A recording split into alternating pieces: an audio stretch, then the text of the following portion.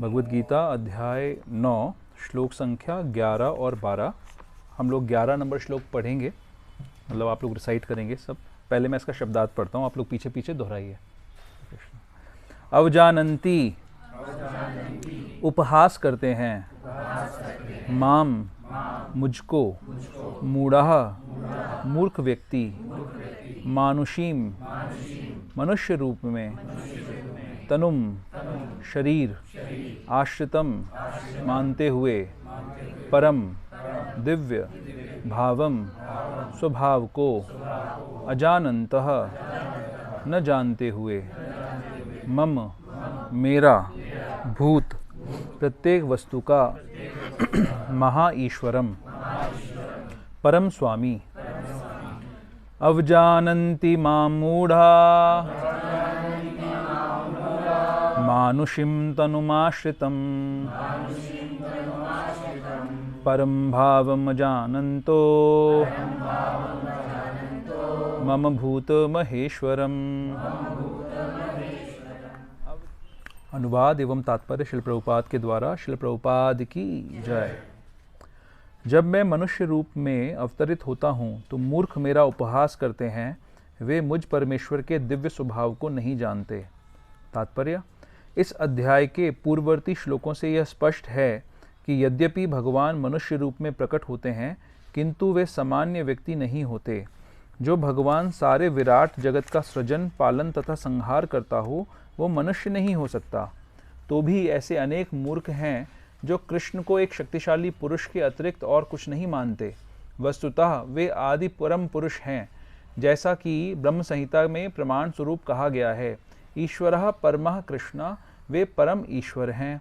ईश्वर या नियंता अनेक हैं और वे एक दूसरे से बढ़कर प्रतीत होते हैं।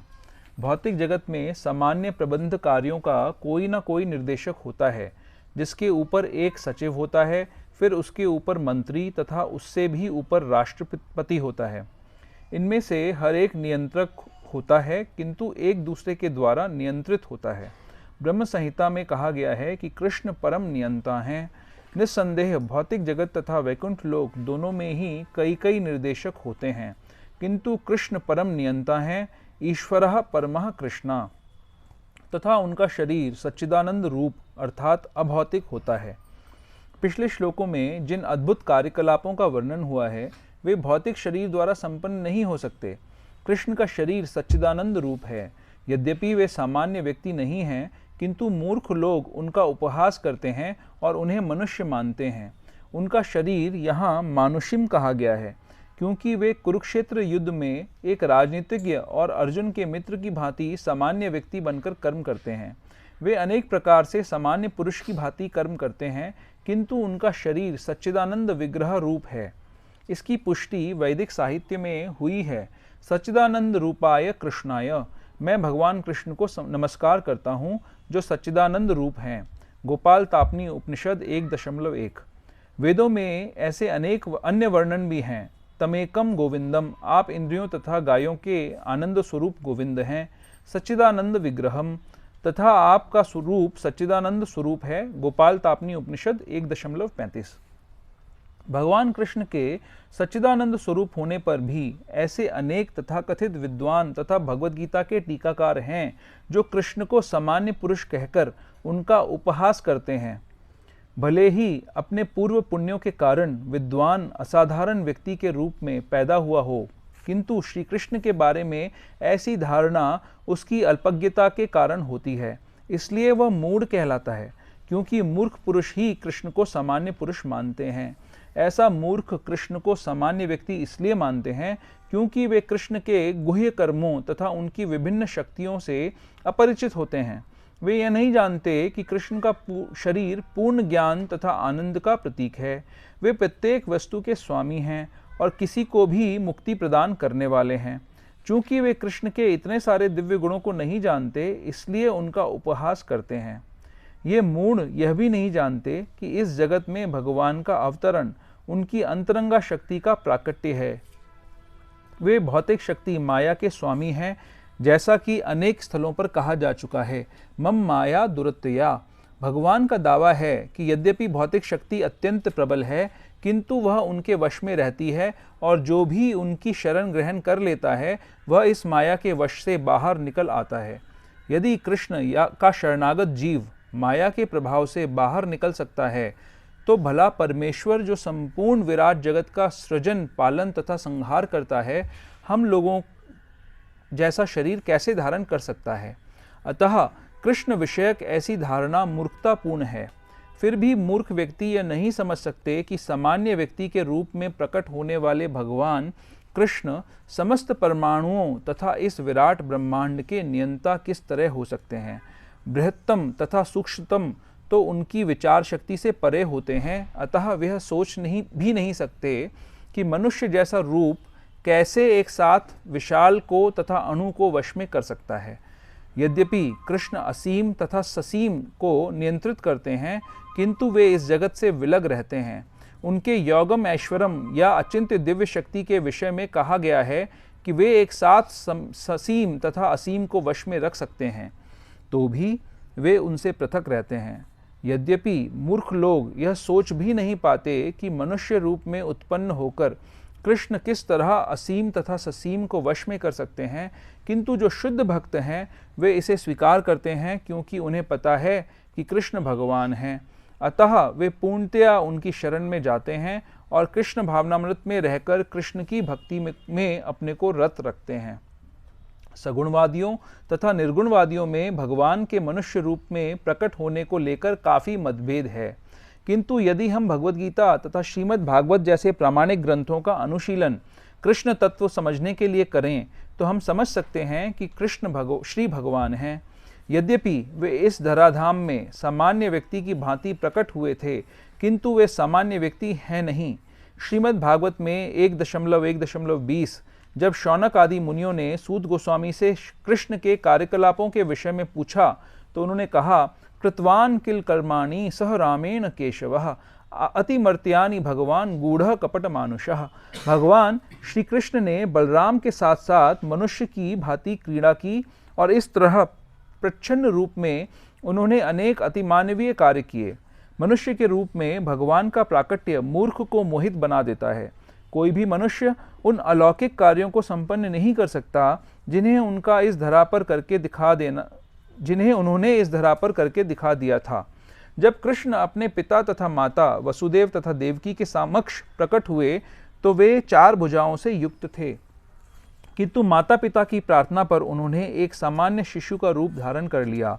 बभूव प्राकृतः शिशु, भागवत 10.3.46। वे एक सामान्य शिशु, एक सामान्य मानव बन गए। यहाँ पर भी यह इंगित होता है कि सामान्य व्यक्ति के रूप में प्रकट होना उनके दिव्य शरीर का एक गुण है। भगवद गीता के 11वें अध्याय में भी कहा गया है कि अर्जुन ने कृष्ण से अपना चतुर्भुज रूप दिखलाने के लिए प्रार्थना की। तेनैव रूपेण चतुर्भुजेन। इस रूप को प्रकट करने के बाद अर्जुन के प्रार्थना करने पर उन्होंने पूर्व मनुष्य रूप धारण कर लिया, मानुषम रूपम। भगवान के ये विभिन्न गुण निश्चय ही सामान्य मनुष्य जैसे नहीं हैं। कतिपय लोग जो कृष्ण का उपहास करते हैं और मायावादी दर्शन से प्रभावित होते हैं, श्रीमद् भागवत के निम्नलिखित श्लोक 3.29.21 को यह सिद्ध करने के लिए उद्धृत करते हैं कि कृष्ण एक सामान्य व्यक्ति थे। अहम सर्वेषु भूतेषु भूतात्मावस्थितः सदा। परमेश्वर समस्त जीवों में विद्यमान है।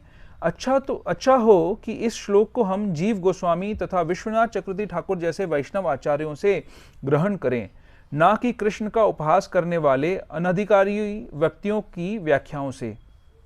जीव गोस्वामी इस श्लोक की टीका करते हुए कहते हैं कि कृष्ण समस्त चराचरों में अपने अंश विस्तार परमात्मा रूप में स्थित हैं। अतः कोई भी नवदीक्षित भक्त जो मंदिर में भगवान की अर्चा मूर्ति पर ही ध्यान देता है और अन्य जीवों का सम्मान नहीं करता, वह वृथा ही मंदिर में भगवान की पूजा में लगा रहता है। भगवत भक्तों के 3 प्रकार हैं, जिनमें से नवदीक्षित सबसे निम्न श्रेणी के हैं। नवदीक्षित भक्त अन्य भक्तों की अपेक्षा मंदिर में अर्चा विग्रह पर अधिक ध्यान देते हैं। अतः विश्वनाथ चक्रवर्ती ठाकुर चेतावनी देते हैं कि इस प्रकार की मानसिकता को सुधारना चाहिए।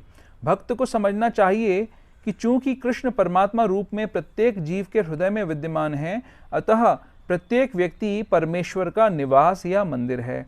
इसलिए जिस तरह कोई भक्त भगवान के मंदिर का सम्मान करता है, वैसे ही उसे प्रत्येक जीव का सम्मान करना चाहिए जिसमें परमात्मा निवास करता है। अतः प्रत्येक व्यक्ति का समुचित सम्मान करना चाहिए, कभी उपेक्षा नहीं करनी चाहिए। ऐसे अनेक निर्विशेषवादी हैं जो मंदिर पूजा का उपहास करते हैं। वे कहते हैं कि चूंकि भगवान सर्वत्र है, तो फिर अपने को हम मंदिर पूजा तक ही सीमित क्यों रखें। यदि ईश्वर सर्वत्र है तो क्या वे मंदिर या अर्चा विग्रह में नहीं होंगे। यद्यपि सगुणवादी तथा निर्विशेषवादी निरंतर लड़ते रहेंगे, किंतु कृष्ण भावनामृत में पूर्ण भक्त यह जानता है कि यद्यपि कृष्ण भगवान हैं, किंतु इसके साथ वे सर्वव्यापी भी हैं, जिसकी पुष्टि ब्रह्म संहिता में हुई है। यद्यपि उनका निजी धाम गोलोक वृंदावन है और वे वहीं निरंतर वास करते हैं, किंतु वे अपनी शक्ति की विभिन्न अभिव्यक्तियों द्वारा तथा स्वांश द्वारा भौतिक तथा आध्यात्मिक जगत में सर्वत्र विद्यमान रहते हैं। श्लोक संख्या 12। मोघाशा मोघ कर्माणो मोघ ज्ञाना विचेतसः राक्षसीम आसुरीं चैव प्रकृतिं मोहिनीं श्रिताः। मोघ आशा निष्फल आशा, मोघ कर्माणः निष्फल सकाम कर्म, मोघ ज्ञानः विफल ज्ञान, विचेतसः मोहग्रस्त, राक्षसीम राक्षसी, आसुरीम आसुरी च तथा एव निश्चय ही प्रकृतिम स्वभाव को मोहिनी मोहने वाली श्रिताः शरण ग्रहण किए हुए। जो लोग इस प्रकार मोहग्रस्त होते हैं, यानी जैसे जो सब इतना सब बताया पिछले श्लोक में, उस प्रकार जो मोहग्रस्त होते हैं, वे आसुरी तथा नास्तिक विचारों के प्रति आकृष्ट रहते हैं। इस मोहग्रस्त अवस्था में उनकी मुक्ति आशा, उनके सकाम कर्म तथा ज्ञान का अनुशीलन सभी निष्फल हो जाते हैं। तात्पर्य: ऐसे अनेक भक्त हैं जो अपने को कृष्ण भावनामृत तथा भक्ति में रत दिखलाते हैं, किंतु अंतःकरण से वे भगवान कृष्ण को परब्रह्म नहीं मानते। ऐसे लोगों को कभी भी भक्ति फल भगवत धाम गमन प्राप्त नहीं होता। इसी प्रकार जो पुण्य कर्मों में लगे रहकर अंततोगत्वा इस भव बंधन से मुक्त होना चाहते हैं, वे भी सफल नहीं हो पाते, क्योंकि वे कृष्ण का उपहास करते हैं। दूसरे शब्दों में, जो लोग कृष्ण पर हंसते हैं, उन्हें आसुरी या नास्तिक समझना चाहिए। जैसा कि 7वें अध्याय में बताया जा चुका है, ऐसे आसुरी दुष्ट कभी भी कृष्ण की शरण में नहीं जाते। अतः परम सत्य तक पहुँचने के उनके मानसिक चिंतन उन्हें इस मिथ्या परिणाम को प्राप्त कराते हैं कि सामान्य जीव तथा कृष्ण एक समान है। ऐसी मिथ्या धारणा के कारण वे सोचते हैं कि अभी तो यह शरीर प्रकृति द्वारा केवल आच्छादित है, और ज्यों ही व्यक्ति मुक्त होगा तो उसमें तथा ईश्वर में कोई अंतर नहीं रह जाएगा। कृष्ण से समता का यह प्रयास भ्रम के कारण निष्फल हो जाता है। इस प्रकार का आसुरी तथा नास्तिक ज्ञान अनुशीलन सदैव व्यर्थ रहता है। यही इस श्लोक का संकेत है। ऐसे व्यक्तियों के लिए वेदांत सूत्र तथा उपनिषदों जैसे वैदिक वांग्मय के ज्ञान का अनुशीलन सदा निष्फल होता है। अतः भगवान कृष्ण को सामान्य व्यक्ति मानना घोर अपराध है। जो ऐसा करते हैं वे निश्चित रूप से मोहग्रस्त रहते हैं, क्योंकि वे कृष्ण के शाश्वत रूप को नहीं समझ पाते। बृहद विष्णु स्मृति का कथन है, यो वेत्ति भौतिकम देहम कृष्णस्य परमात्मनः सह सर्वस्माद् बहिष्कार्यः श्रौतस्मार्तः विधानतः मुखम तस्यावलोक्यापि सचेलम स्नानम आचरेत। जो कृष्ण के शरीर को भौतिक मानता है, उसे श्रुति तथा स्मृति के समस्त अनुष्ठानों से वंचित कर देना चाहिए, यानी भगा देना चाहिए। यदि कोई भूल से उसका मुंह देख ले तो उसे तुरंत गंगा में स्नान करना चाहिए, जिससे छूत दूर हो सके। लोग कृष्ण की हंसी उड़ाते हैं क्योंकि वे भगवान से ईर्ष्या करते हैं। उनके भाग्य में जन्म जन्मांतर नास्तिक तथा असुर योनियों में रहे आना लिखा है। उनका वास्तविक ज्ञान सदैव के लिए भ्रम में रहेगा और धीरे धीरे वे सृष्टि के गहनतम अंधकार में गिरते जाएंगे। नहीं चल रहा है प्रभु, जूम तो चल रहा है। आप लोगों को मेरी आवाज आ रही है?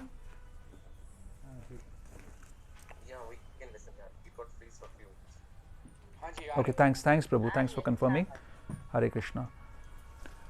Om Ajnantimirandhasya Jnananjana Shalakaya Chakshurunmilitam Yena Tasmai Shri Guruve Namaha.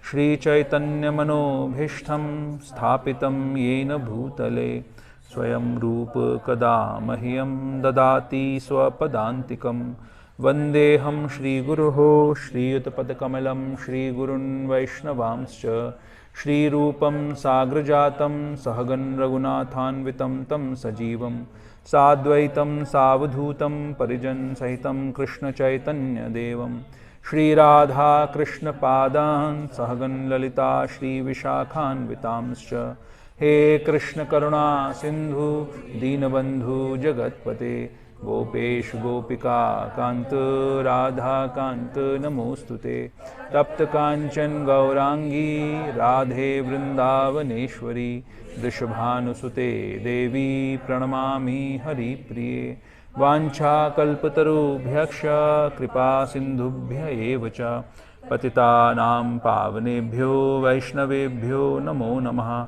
Jai Shri Krishna Chaitanya Prabhu Nityananda Shri Advaita Gadadhar Shivasadi Gaur Bhakta Vrinda Hare Krishna Krishna Krishna Hare Hare Hare Ram Ram Ram Hare Hare.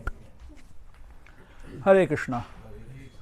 तो बहुत important versus इस अध्याय में actually बहुत सारे ऐसे versus हैं जो याद करने जैसे हैं, और ये वाले भी याद होंगे किसी न किसी को, थोड़े बहुत लोगों को याद हैं, कुछ लोगों को याद है, राइट. बहुत इंपॉर्टेंट वर्सेस हैं और इसके पर्पोर्ट्स में प्रभुपाद जी ने इतना कुछ दिया है हम सबके लिए. एक्चुअली सारी बातें सबके लिए रेलेवेंट हैं, लेकिन कुछ विशेष बातें विशेष व्यक्तियों के लिए रेलेवेंट हैं. हम सब अगर इसको ध्यान से पढ़ेंगे तो हम समझ पाएंगे कि हमारे लिए डायरेक्टली प्रभुपाद कुछ कमेंट कर रहे हैं इसमें. तो यथाशक्ति यथामति हम इसको डिस्कस करेंगे. इस डिस्कशन से पहले थोड़ा सा पीछे की समरी. तो हम लोग गीता का मध्य पढ़ रहे हैं, मिडल 6 चैप्टर्स, जो कि गीता का हृदय है एक तरीके से. ये भक्ति योग का सेक्शन है. इससे पहले हमने कर्म योग का सेक्शन फर्स्ट 6 चैप्टर्स पढ़े, और लास्ट के जो 6 चैप्टर्स आएंगे वो ज्ञान योग का सेक्शन है. पहले 6 चैप्टर्स में हमने क्या देखा कि अर्जुन को युद्ध भूमि में एक भ्रम उत्पन्न हो जाता है अपने प्रियजनों को देखकर, पितामह को, गुरुजनों को देखकर. अर्जुन के मन में ये भाव आता है कि मुझे ये युद्ध नहीं करना चाहिए. अगर मैं राज्य पाने के लिए अपने प्रियजनों को, गुरुजनों का वध करता हूँ तो मुझे पाप लगेगा, ये सही नहीं है. और उसकी वजह से और बहुत सारे प्रॉब्लम समाज में क्रिएट हो जाएंगे. और ये सारे आर्ग्यूमेंट्स अर्जुन भगवान कृष्ण को देकर बोलते हैं कि मैं ये युद्ध नहीं करूँगा. उसके बाद कुछ और आर्ग्यूमेंट्स पेश करते हैं भगवान के सामने, बट उनको लगता है कि उनके आर्ग्यूमेंट्स के बावजूद उनको सही डिसीजन नहीं मिल रहा, तो भगवान की शरण ग्रहण करते हैं. शिष्यस्ते हम शादी माम त्वम प्रपन्ने. वो बोलते हैं कि मुझे भगवान शिष्य के रूप में स्वीकार करिए. प्रभु ये नेटवर्क कम है क्या यहाँ पर? अच्छा, ओके. आज बारिश की वजह से भी हो सकता है. कोई ऑल्टरनेट नेटवर्क नहीं है ना? नहीं, ठीक है, चलो. I don't know. आप लोग प्लीज़ ऑनलाइन बता दीजिएगा अगर आवाज़ ना आए. मुझे लगता है फ्रीज हो गया फिर से. अच्छा, ठीक है, ओके, ठीक है. तो भगवान की शरण ग्रहण करते हैं अर्जुन, और भगवान इमीडिएटली गुरु की पोजीशन लेकर अर्जुन को डांट लगाते हैं, चेस्टाइज करते हैं कि अर्जुन आप बहुत सारी बातें कर रहे हैं एज इफ आप बहुत बड़े ज्ञानी हैं, लेकिन आपको ये नहीं पता कि किसके लिए शोक करना चाहिए, किसके लिए शोक नहीं करना चाहिए. तो सबसे पहले भगवान अर्जुन को सांख्य दर्शन समझाते हैं कि शरीर में और आत्मा में क्या फ़र्क होता है.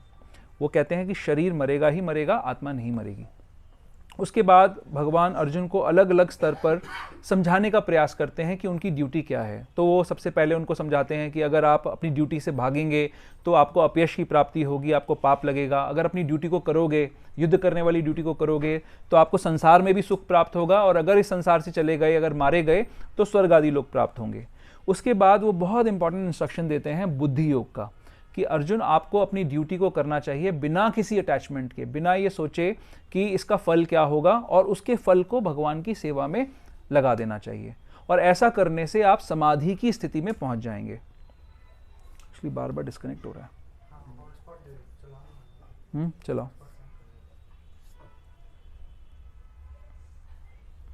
हॉटस्पॉट तो फिर मैं अपना भी यूज़ कर सकता हूँ शायद इसका, पता नहीं। एयरटेल में तो फिर मेरा भी एयरटेल ही है। किसी का कोई और कनेक्शन है? नहीं, एयरटेल की वाईफाई में तो हॉटस्पॉट में अच्छे से मिलता है।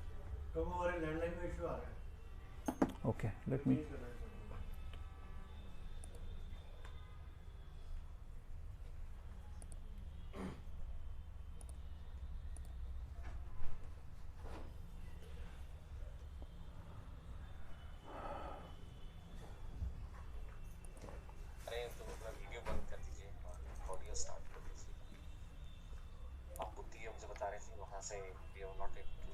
हाँ प्रभु सॉरी, ये डिस्कनेक्ट हो गया था।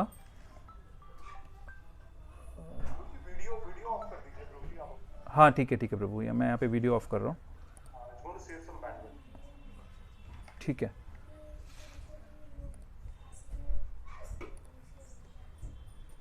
ओके, तो बुद्धि योग का संदेश भगवान देते हैं और बताते हैं कि ऐसा करने से, बुद्धि योग का पालन करने से आप समाधि में स्थित हो जाएंगे। फिर अर्जुन के मन में ये बार बार ये बात आती है कि मैं ऐसा क्यों ना करूं कि मैं ये युद्ध को छोड़ दूं और मैं तो जंगल में भी जाके रह सकता हूं। तो उनका प्रश्न होता है कि मुझे सब चीज़ों को रिनाउंस करना चाहिए, वैराग्य ले लेना चाहिए, या मुझे कार्य करना चाहिए, कर्म करना चाहिए। इस डिस्कशन पे भगवद गीता के 2 चैप्टर्स एक्चुअली डेडिकेटेड हैं, 3rd एंड 5th चैप्टर। इसमें यही भगवान उनको बार बार बोलते हैं कि कर्म ना करने से बेटर है कि आप कर्म को करें, क्योंकि जीव, हम लोग जो जीवात्मा है वो चेतन है, उसको कुछ ना कुछ एक्टिविटी करनी होती है। तो अगर आप कर्म वाला मार्ग लोगे तो उसमें आपकी जो जीवात्मा है वो इंगेज हो जाएगी और उसके रिजल्ट को आप भगवान की सेवा में लगा सकते हो।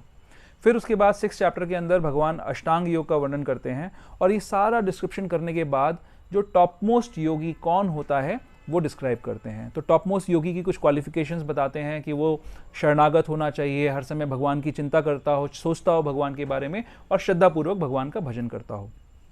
इसके बाद क्योंकि ये क्वालिफिकेशंस भगवान ने बता दी कि कैसा होना चाहिए, टॉप मोस्ट योगी कैसा होता है, फिर ये बताते हैं कि अगर उस टॉप मोस्ट योगी को चिंतन करना है किसी व्यक्ति का, उनका श्रद्धापूर्वक भजन करना है, उनके बारे में सोचना है, उनकी शरणागति लेनी है, तो वो व्यक्ति कैसा है जानना पड़ेगा। तो 7th चैप्टर के अंदर भगवान डिस्क्रिप्शन देते हैं अपनी एनर्जीज का, बताते हैं अपने बारे में बहुत सारी चीज़ें बताते हैं कि किस प्रकार से संसार की सारी चीज़ें पंच जो उनकी अष्टदा 8 एक्सटर्नल एनर्जीज हैं उनसे बनी हुई हैं।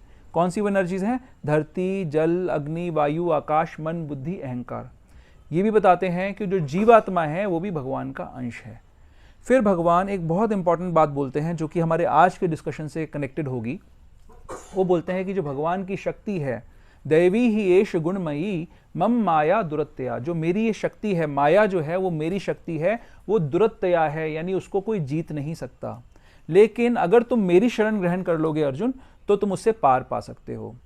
ये बताने के बाद भगवान बताते हैं कि 4 प्रकार के लोग हैं जो भगवान की शरणागति नहीं लेते।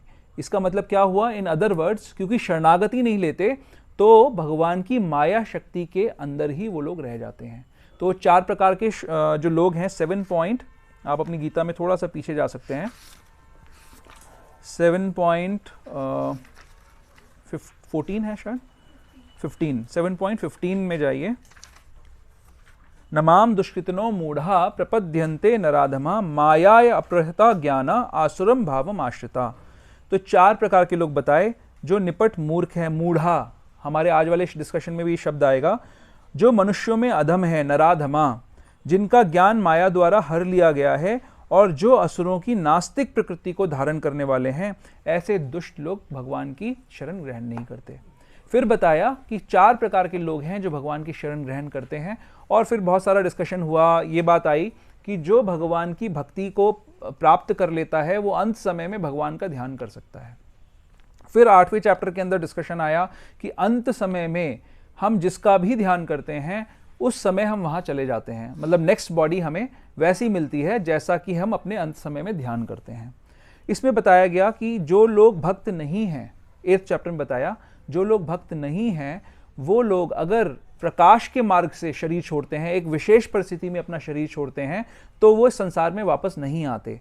जो लोग भक्त नहीं हैं, योगीज हैं, और वो अंधकार के मार्ग से शरीर छोड़ते हैं, उनको संसार में वापस आना पड़ता है। लेकिन जो लोग भक्त हैं, भगवान का भजन करने वाले हैं, वो किसी भी अवस्था में अपना शरीर छोड़ते हैं तो उनको वापस संसार में नहीं आना पड़ता। वो कौन से लोग होते हैं? वो अनन्य भक्त होते हैं भगवान के। फिर हम आ जाते हैं 9th चैप्टर के अंदर, जहां पर भगवान डिस्क्रिप्शन कर रहे हैं कि वो अनन्य भक्त कैसे बना जाता है, कौन होते हैं अनन्य भक्त। तो स्टार्टिंग में भगवान इस नॉलेज, इस चैप्टर का नाम है परम गुह्य ज्ञान, इंग्लिश में है मोस्ट कॉन्फिडेंशियल नॉलेज, राइट? क्या है इंग्लिश में? The most confidential knowledge, right? तो भगवान सबसे ज्यादा गुह्य ज्ञान इस चैप्टर के अंदर प्रदान कर रहे हैं। तो पहले स्टार्टिंग के अंदर भगवान इस ज्ञान का ग्लोरिफिकेशन करते हैं। हमने बहुत विस्तृत डिस्कशन किया था कि ये ज्ञान कैसा है। राज विद्या राजगुह्यम पवित्रम इदम उत्तमम। क्या है आगे का? प्रत्यक्ष आवागमम धर्म्यम सुसुखम कर्तुम अव्ययम।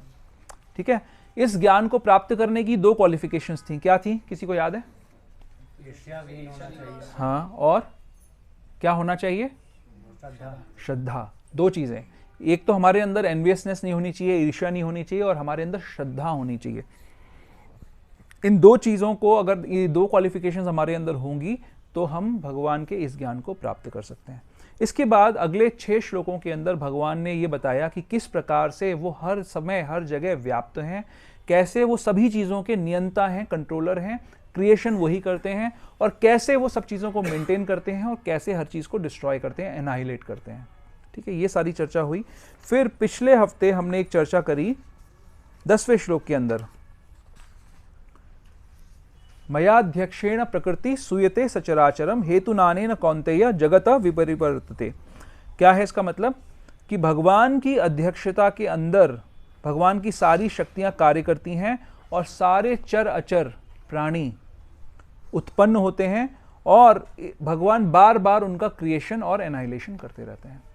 अब यहाँ पर इस श्लोक तक, 10वें श्लोक तक भगवान ने क्या स्टैब्लिश कर दिया? कि भगवान सबसे ज़्यादा पावरफुल है, राइट? सब कुछ करने वाले, जो सब कुछ क्रिएट कर रहा है, जो सब कुछ मेंटेन कर रहा है, और जो सब कुछ एनाहिलेट कर सकता है, वो सबसे ज़्यादा पावरफुल है। दुनिया में लोग किससे डरते हैं आजकल? है ना? जो हमारी पिटाई कर सकता है ना? जो हफ्ता मांग सकता है और हमें देना पड़ेगा, हम उससे डरते हैं, राइट? और किससे डरते हैं? जो हमें मेंटेन कर सकता है। आदमी अपने बॉस से डरता है ना? कि भैया नौकरी से ना निकाल दे, क्योंकि वो नौकरी पे रखा हुआ है तो हमारा मेंटेनेंस चल रहा है। और उससे भी डरता है जो हमें क्रिएट करते हैं, राइट? तो जब भगवान ने ये बोल दिया यहाँ पर आकर, यहाँ तक आकर, कि मैं सबसे ज़्यादा पावरफुल हूँ, मैं ही क्रिएटर हूँ, मैं ही मेंटेनर हूँ, और मैं ही डिस्ट्रॉय करने वाला हूँ, तो फिर एक प्रश्न उठ सकता है कि भाई फिर तो भगवान जब प्रत्यक्ष मौजूद हैं तो फिर उनकी सबसे ज़्यादा पावरफुल हैं, तो उन्हीं की रिस्पेक्ट होनी चाहिए, उन्हीं की वर्शिप होनी चाहिए। ये प्रश्न उठ सकता है, राइट? बट हम क्या देखते हैं संसार में? हम देखते हैं ऐसा कि भगवान की हर कोई रिस्पेक्ट कर रहा है, हर कोई उनको पूज रहा है। ऐसा तो नहीं होता संसार में। तो भगवान अपना ओपिनियन दे रहे हैं यहाँ पर कि वो लोग कौन होते हैं जो भगवान की रिस्पेक्ट नहीं करते, और वो ऐसा क्यों करते हैं, राइट? बट ये चीज़ एक्चुअली समझना बड़ा मुश्किल है। हो सकता है आप इमेजिन करिए कि उस समय युद्ध भूमि में 18 अक्षौणी सेना थी, नहीं, लाखों लोग थे वहाँ पर, और लाखों लोग में एक कृष्ण भी थे। कृष्ण देखने में कैसे थे? यानी उनकी हाइट बॉडी ऐसा तो नहीं था कि वो जो है वहाँ पर 10,000 फीट लंबे थे और 10,000 फीट चौड़े थे। जैसे अर्जुन का बॉडी का कॉन्फ़िगरेशन था, वैसे ही भगवान का बॉडीली कॉन्फ़िगरेशन था, राइट? तो अब कोई ये कहे, कृष्ण कह रहे हैं कि वो सबसे ज़्यादा पावरफुल हैं, सब क्रिएटर हैं, मेंटेनर हैं, सब कुछ हैं, तो उनको देख कर ये मान पाना कि वो सबसे सुप्रीम हैं, ये थोड़ा मुश्किल हो सकता है, करेक्ट? इनफैक्ट औरों की छोड़िए, ब्रह्मा जी भी इस बात से लेकर विमोहित हो गए थे, राइट? जब भगवान ने अघासुर का वध किया और उसके बाद वध करने के बाद अपने ग्वाल बालों के संग में वो खेल रहे थे, तो उन्होंने अपने उल्टे हाथ में, हम खाना कौन से हाथ से खाते हैं? सीधे हाथ से। उनके उल्टे हाथ में खाने का, भोजन का कुछ था, कौर था, है ना? और अपने ग्वाल बालों के संग खेल रहे थे। उनके ग्वाल जो दोस्त थे वो झूठा उनके मुंह में खिला रहे थे, और भगवान उनका झूठा खा रहे थे और उनको झूठा खिला रहे थे। तो ये देखकर ब्रह्मा जी को क्या पता है वो किसके पुत्र हैं? किसके पुत्र हैं ब्रह्मा जी? हाँ, गर्भोदकशाही विष्णु के पुत्र हैं कि नहीं है? किसकी नाभि कमल से निकलते हैं? गर्भोदकशाही विष्णु की से ना। और संसार कहाँ से निकलता है? क्षीरोदकशाही जो कारणोदकशाही विष्णु के रोमकूप से निकलता है, राइट। तो ब्रह्मा जी का क्या ज्ञान है? ब्रह्मा जी का ज्ञान है कि मेरे परम पिता यानी जो परम भगवान हैं वो कौन है? गर्भोदकशाही विष्णु हैं। और उनको ये भी उस समय तक पता था कि चलो ये कृष्ण भी जो है भगवान है। लेकिन जब उन्होंने देखा कि कृष्ण ये सब काम कर रहे हैं, झूठा खा रहे हैं, उल्टे हाथ से खा रहे हैं और खेल रहे हैं, और उनके जो मित्रगण हैं वो कोई उनके ऊपर चढ़ रहा है, कभी किसी के ऊपर चढ़ रहा है, वो उनको डांट दे रहे हैं, तो कृष्ण दुखी हो जा रहे हैं। तो उनके मन में आ जाता है कि ये भगवान नहीं हो सकते। मैं चेक करता हूँ, ये भगवान नहीं हो सकते। तो फिर आम लोगों की तो संज्ञा ही क्या है ना। तो ये समझना, तो हम लोग क्या सोचते हैं, कृष्ण को कोई लोग क्या मानते हैं? दुर्योधन क्या बोलता था? भगवान जब उसके सामने संधि करने के लिए गए और जब दुर्योधन ने उनको अरेस्ट करने का प्लान बनाया, तो भगवान ने क्या करा? अपना विराट रूप दिखाया। तो दुर्योधन ने क्या सोचा उस समय कि ये तो कोई योगी मायावी है, कोई जादू इन्होंने प्रकट कर दिया है, ये भगवान नहीं हो सकते। कोई ये सोच सकता है कि भाई ये बहुत शक्तिशाली हैं। कुछ लोग ऐसे सोचते थे, जरासंध वगैरह ऐसा सोचते थे कि ये भगवान नहीं है, ये बहुत शक्तिशाली हैं। एट बेस्ट क्या सोच सकते हैं? कई सारे लोग क्या सोच सकते हैं कि जो भगवान, जब भगवान ने पहले बताया पहले वाले कुछ श्लोकों के अंदर कि भगवान सब जगह व्याप्त हैं, तो जो हमारे मेंटल जो हमारी जो सीमा है, होराइजन्स है हमारे सोचने के, उसके हिसाब से अगर हम सोचें कि जो व्यक्ति हर जगह व्याप्त होगा उसका आकार हो सकता है क्या? हम क्या सोचेंगे कि वो आकार नहीं होगा, उसका कुछ भी कोई आकार नहीं होगा। तो वो जो निराकार ब्रह्म है, वो उस निराकार को क्योंकि हम समझ नहीं सकते, इसलिए वो कोई बॉडी लेकर यहां पर आ गया है और ये भौतिक गुणों के अंदर ये इन्फ्लुएंस्ड है, ऐसा भी सोचते हैं। ज्यादातर लोग ऐसा सोचते हैं। वो ये नहीं मानते कि एक कोई एंटिटी ऐसी हो सकती है जो इतने महान ब्रह्मांड को भी कंट्रोल कर सकती है और छोटे से छोटे अणु को भी कंट्रोल कर सकती है। वो ये नहीं मान पाते हैं, क्योंकि वो कैसे देखते हैं? अपनी भौतिक बुद्धि से देखते हैं कि भाई मैं जैसा दिख रहा हूं वैसे ही कृष्ण दिख रहे हैं, तो ये कृष्ण ऐसे कैसे हो सकते हैं कि उन महाविष्णु से भी बड़े हैं जिनके रोमकूपों से ब्रह्मांड निकलते हैं, ऐसे कैसे हो सकता है? तो भगवान यहां पर अपना ओपिनियन दे रहे हैं, अपना डिसीजन दे रहे हैं कि वो लोग कैसे हैं, कौन है जो उनको नहीं समझ पाते हैं। हम में से कितने लोग भगवान को समझते हैं? कौन कौन समझता है भगवान को? चलो आएंगे इस बात पे, है ना। पहले ये समझते हैं, अवजानन्ति माम मूढ़ा मानुषिम तनुमाश्रितम। क्योंकि मैं मनुष्य शरीर धारण करके आता हूं तो लोग मुझे मूढ़ लोग, मूढ़ा शब्द है ना, हमने 7वें अध्याय का मैंने आपको एक श्लोक पढ़वाया था अभी, कि उसमें भी मूढ़ा शब्द की बात की गई है। मूढ़ा व्यक्ति कौन सा होता है? कौन होता है मूढ़? मूढ़ का मतलब क्या? मूर्ख व्यक्ति। क्या बात हो रही है मूर्ख की? प्रभुपाद जी कहते हैं कि वो व्यक्ति मूर्ख है जो भगवान को भगवान ना माने, और दूसरी बात बोलते हैं जो भगवान नहीं है उसको भगवान माने। संसार के लोग किसको भगवान मानते हैं? कितने लोग आप में से नौकरी करते हैं? अगर बॉस अभी फोन करे हमको ऑफिस का, है ना, कोई बॉस यहां पर हो और डिसाइपल भी हो, मतलब उनका एम्प्लॉय भी हो, तो बुरा मत मानना मेरी बातों का, लेकिन बॉस अगर फोन करे हमको तो क्या होगा? हम इमीडिएटली उसकी कॉल आंसर करेंगे, राइट। बॉस बोलेगा कि भैया संडे सैटरडे सब काम करना पड़ेगा, तो हमें क्या करना पड़ेगा? काम करना पड़ेगा। क्यों करना पड़ेगा? क्या करता है बॉस हमारे लिए ऐसा? मेंटेनर है ना। अभी जो हमारी प्रॉक्सिमिटी, इमीडिएट प्रॉक्सिमिटी में वो मेंटेनर है। कैसे मेंटेनर है भाई? वो हमें धन देता है, ठीक है। चलो अब अगर किसी के पास धन है, अभी कौन से कंट्री के अंदर सारी उनकी करेंसी वो हो गई थी, डिवैल्यूएट हो गई थी? कौन? हाँ, वेनेजुएला में। वेनेजुएला के अंदर अगर उस करेंसी को कोई बहुत सारा पैसा दे आपको तो उसकी कोई वैल्यू है? तो बॉस पैसा दे रहा है, उसकी क्या वैल्यू है? बॉस पैसा दे रहा है, उसकी वैल्यू नहीं है। उस पैसे से हम कुछ करेंगे, उसकी वैल्यू है। क्या है? क्या करेंगे उस पैसे से हम? हाँ, दाल रोटी। आप तो पाए से इसलिए दाल रोटी की बात कर रहे हैं, कोई बोलेगा दारू, हाँ, कोई बोलेगा कुछ और, है ना।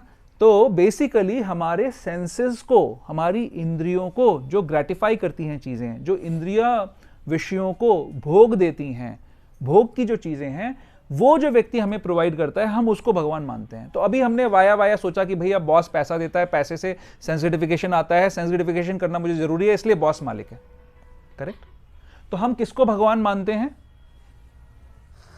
जो हमारे को इंद्रिय भोग दे सकता है। इंद्रिय यानी ये सेंसेस, जो हमारे को इंद्रियों का भोग दे सकता है, हम उसको भगवान मानते हैं। क्या बुराई है इसमें? भगवान तो उसको मूढ़ बोल रहे हैं, मूर्ख बोल रहे हैं। क्यों मूर्ख बोल रहे हैं भाई?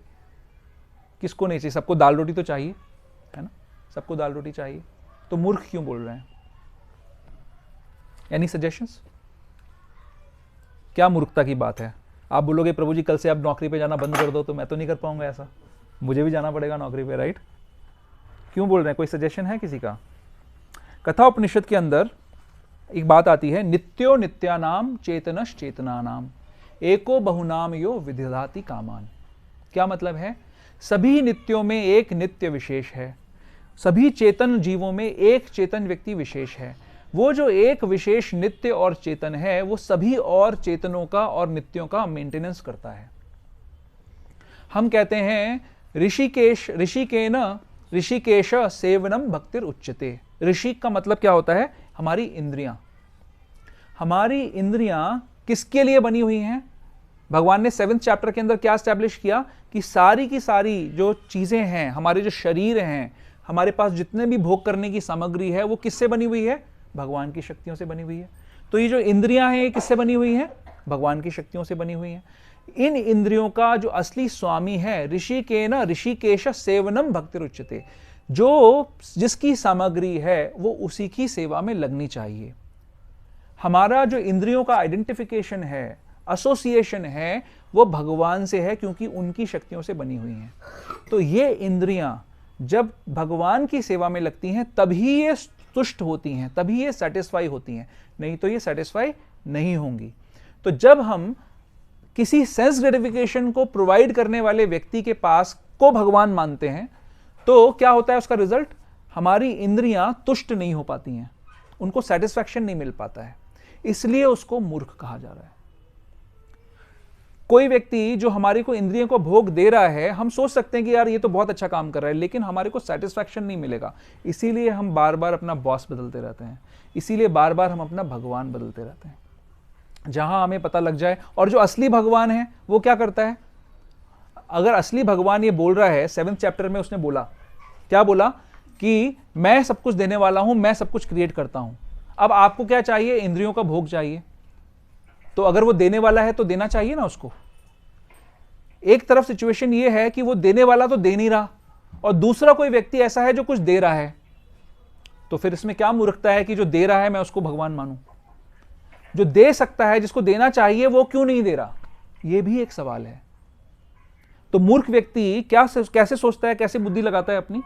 वो ये सोचता है कि ये जो सो कॉल्ड भगवान है, ये कृष्ण जो है, इसके पास तो मैं दंडवत कर करके हार गया, इतने समय से माला घसीट रहा हूं, 10 सालों से कुछ हुआ नहीं मेरा आज तक, तो ये कैसे भगवान है? और उधर मैं गया, वो साईं बाबा के उसमें चला गया मैं एक बार, तो एक ही दिन में मेरा काम हो गया,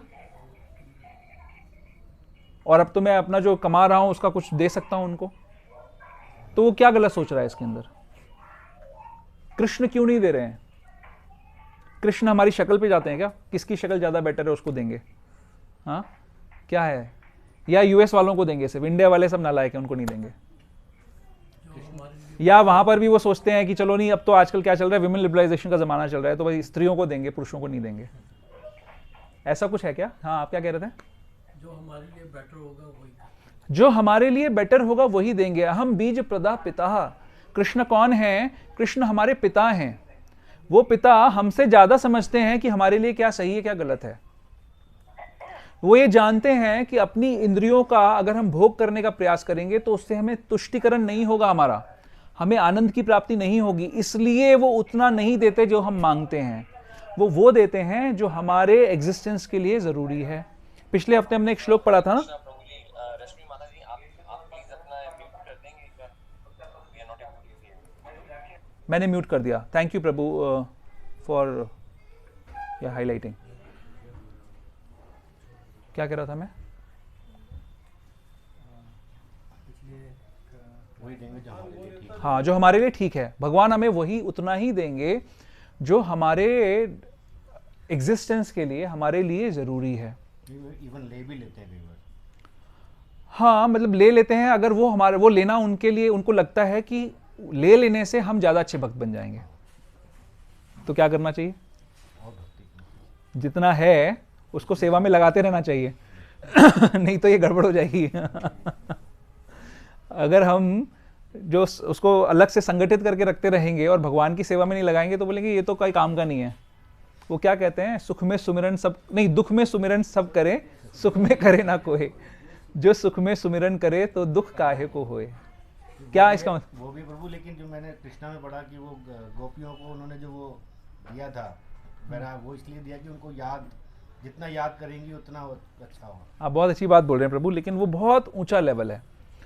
जो भगवान जब लेने के स्तर पे आ जाते हैं तब किसके साथ ऐसा करते हैं, जो एक्चुअली फील करने लग जाता है कि ये बंधन मेरे को भगवान के पास जाने से रोक रहा है।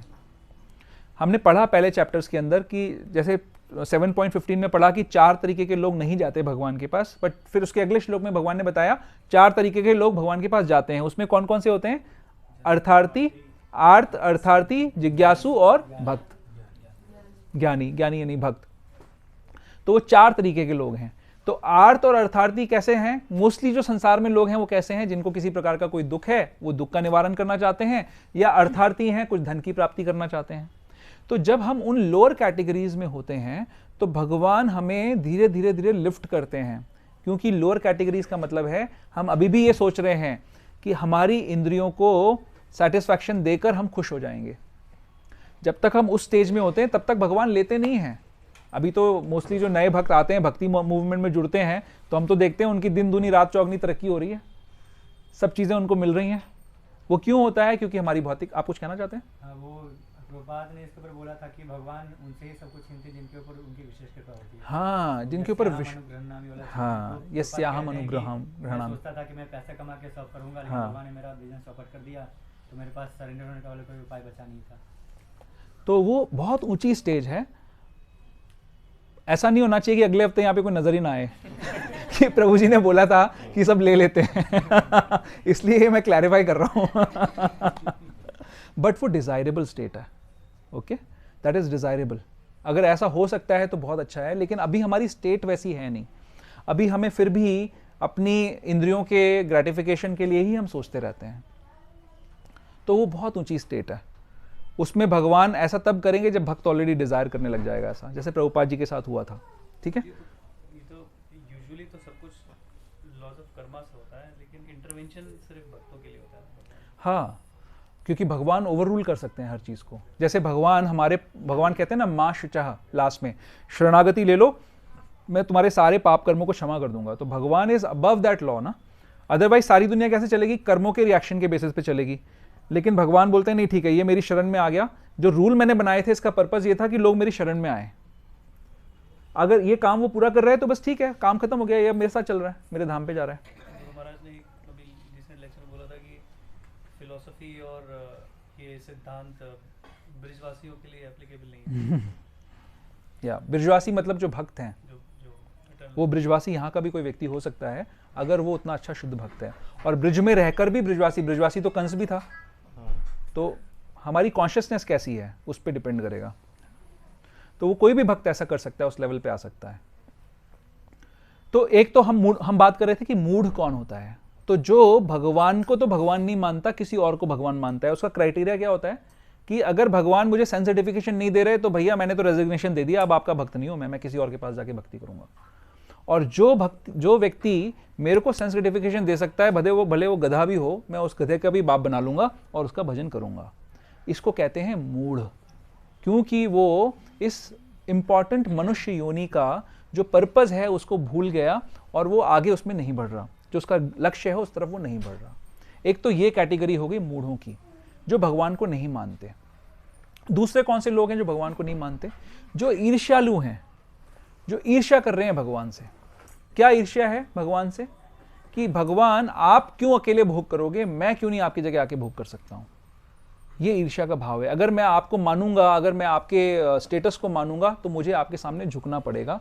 ये दो कैटेगरीज में लोग आते हैं जो भगवान का भजन या भगवान को नहीं मानते, और वो यहाँ पर अवजानंती की कैटेगरी में आ रहे हैं। अवजानंती माम मूढ़ा मानुषिम तनुम आश्रितम परम भावम अजानंतो मम भूत महेश्वरम। बट अब भगवान को नहीं मानना या मानना, उसका कोई इंप्लीकेशन है क्या? उसका क्या इंप्लीकेशन है? उसका रिजल्ट क्या है? अगर कोई व्यक्ति नहीं मानता भगवान को तो क्या होता है, और अगर भगवान को मानता है तो क्या होता है? क्या कहते हो आप लोग? कुछ फर्क पड़ता है इससे किसी को? एक तो वो लॉन्ग टर्म बात हो गई, चलो कि भगवान की प्राप्ति, भगवान का भजन, जो कई सारे लोगों के लिए थियरी है सिर्फ। प्रैक्टिकली हमारे लिए क्या फ़र्क पड़ता है भगवान को मानना या नहीं मानना है? क्या कहते हो आप लोग? बार बार जन्म लेना पड़ेगा। बार बार जन्म लेना पड़ेगा, चलो ठीक है, ये भी मैं उसी से लिंक हो गया। और क्या? अगला जो श्लोक है ना, उसमें भगवान ये बहुत अच्छी बात बता रहे हैं। भगवान कह रहे हैं मोघाशा मोघ कर्माणो मोघ ज्ञाना विचेतसः राक्षसिम आसुरिम चैव प्रकृतिम मोहिनीम वृता। 3 तरीके की एक्टिविटीज की बात कर रहे हैं। मोघ आशा, मोघ का मतलब है कि जो चीज हो नहीं पाएगी, जो खत्म हो जाएगी, खराब हो जाएगी, वो पूरी नहीं हो सकती। तो मोघ आशा, हमारी जो आशाएं हैं, मोघ कर्म जो हमारे एक्शंस हैं, और मोघ ज्ञान जो हमारा ज्ञान है। तीनों के चीज आगे क्या शब्द लगा दिया? मोघ। क्या शब्द है? मोघ का मतलब क्या है? निष्फल हो जाएगा। क्या क्या निष्फल हो जाएगा? हमारी सारी आशाएं, हमारे सारे कर्म और हमारा सारा ज्ञान। ठीक है, तो क्या आशा निष्फल हो जाएगी? क्या आशा है हमारी? हमारी तो आशाएं एक्चुअली असीमित आशाएं हैं, हाँ? अनंत आशाएं हैं हमारी।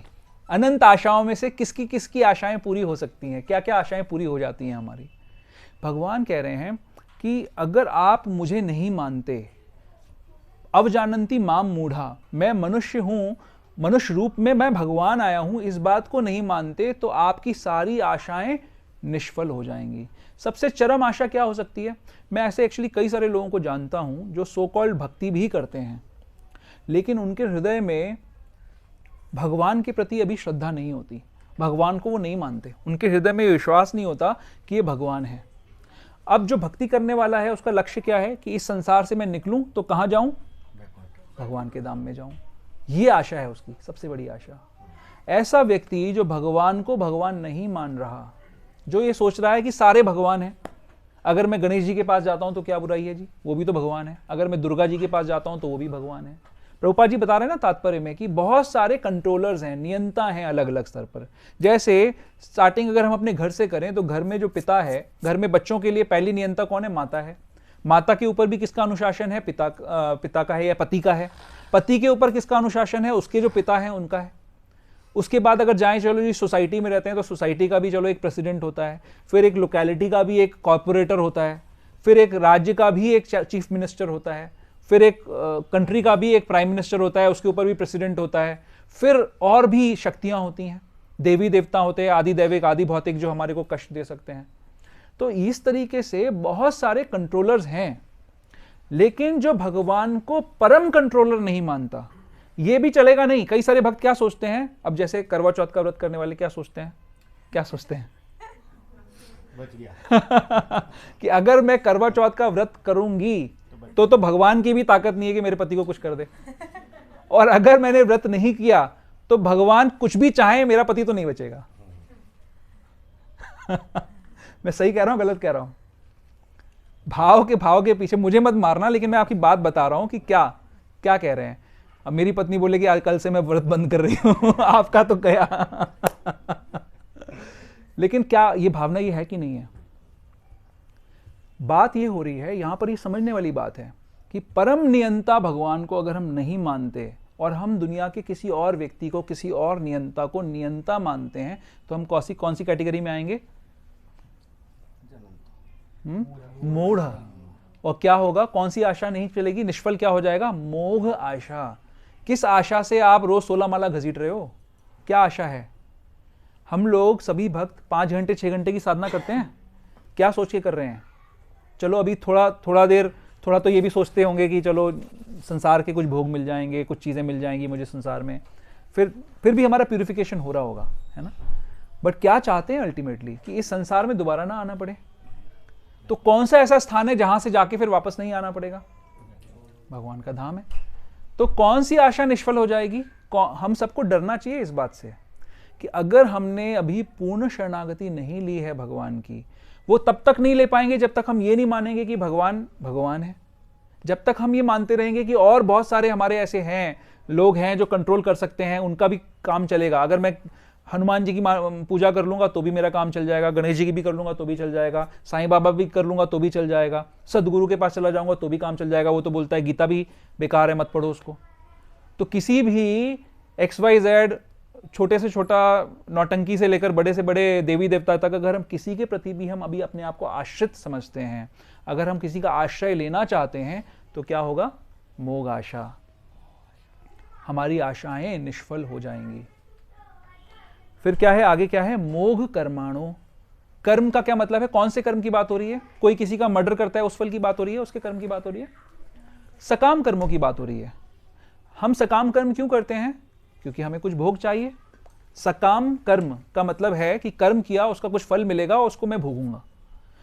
अल्टीमेटली सकाम कर्म का भगवान ने जो पहले बताया हमको, उसका रिजल्ट क्या होना चाहिए कि धीरे धीरे मैं सकाम कर्म से निष्काम कर्म की तरफ पहुंचूंगा, निष्काम कर्म से फिर मैं ऊपर ज्ञान योग की तरफ पहुंचूंगा, उसके ऊपर फिर मैं भक्ति योग की तरफ पहुंचूंगा और उसके बाद मैं संसार से निकल जाऊंगा। तो सकाम कर्मों का जो रिजल्ट है वो क्या हो जाएगा? निष्फल हो जाएगा, नहीं मिलेगा अगर हम भगवान को भगवान नहीं मानते हैं तो। अब मान लीजिए कई बार हम देखते हैं कि कुछ प्रचार करने के लिए, प्रोपेगेंडा करने के लिए डराया जाता है लोगों को, है ना, कि तुम ऐसा नहीं करोगे तो फिर तुम्हारे साथ वैसा हो जाएगा, राइट। अब भगवान क्या डरा रहे हैं हमको? यहाँ पर इन श्लोकों में भगवान हमारे को डरा के कुछ कराना चाहते हैं हमसे? हाँ, जैसे मान लो कि सिगरेट के पैकेट पे लिखा है कि अगर आपने टोबैको कंज्यूम किया तो आपको कैंसर हो जाएगा। ये ज्ञान की बात है या फिर ये डराने की बात है? ये सही नॉलेज है या गलत है? टबैको लेने से कैंसर होगा, ये सही है गलत है? सही है ना। तो ये इंफॉर्मेशन सही है, और अगर ये जिसको मिलेगी और उसने इसको ले लिया, स्वीकार कर लिया, तो बच जाएगा कैंसर से, करेक्ट। इसी प्रकार से हम लोग, मैंने क्या एक बात बोली थी स्टार्टिंग के इंट्रोडक्शन में कि जीव चेतन है, वो कुछ ना कुछ एक्टिविटी करेगा, वो किसी ना किसी को भगवान मानेगा, किसी ना किसी की पूजा करेगा। अगर किसी को भगवान नहीं मानता तो कुत्ता लाएगा, कुत्ते को पूजा करेगा, राइट। ऐसा होता है ना दुनिया में, हम किसी ना किसी की रिस्पेक्ट करते हैं, किसी ना किसी को पूजन करते हैं, तो कुत्ते को भी हम भगवान बना लेते हैं। तो किसी ना किसी की वो पूजा करेगा। जीव चेतन है, वो किसी ना किसी को प्रेम किए बिना नहीं रह सकता, वो प्रेम करेगा ही करेगा किसी ना किसी को। अब सवाल है कि वो किसको प्रेम करे। अब आपके पास चॉइसेस हैं। अब आपको ये इंफॉर्मेशन दी जा रही है गीता के माध्यम से कि अगर आपने गलत चॉइस करी तो क्या होगा?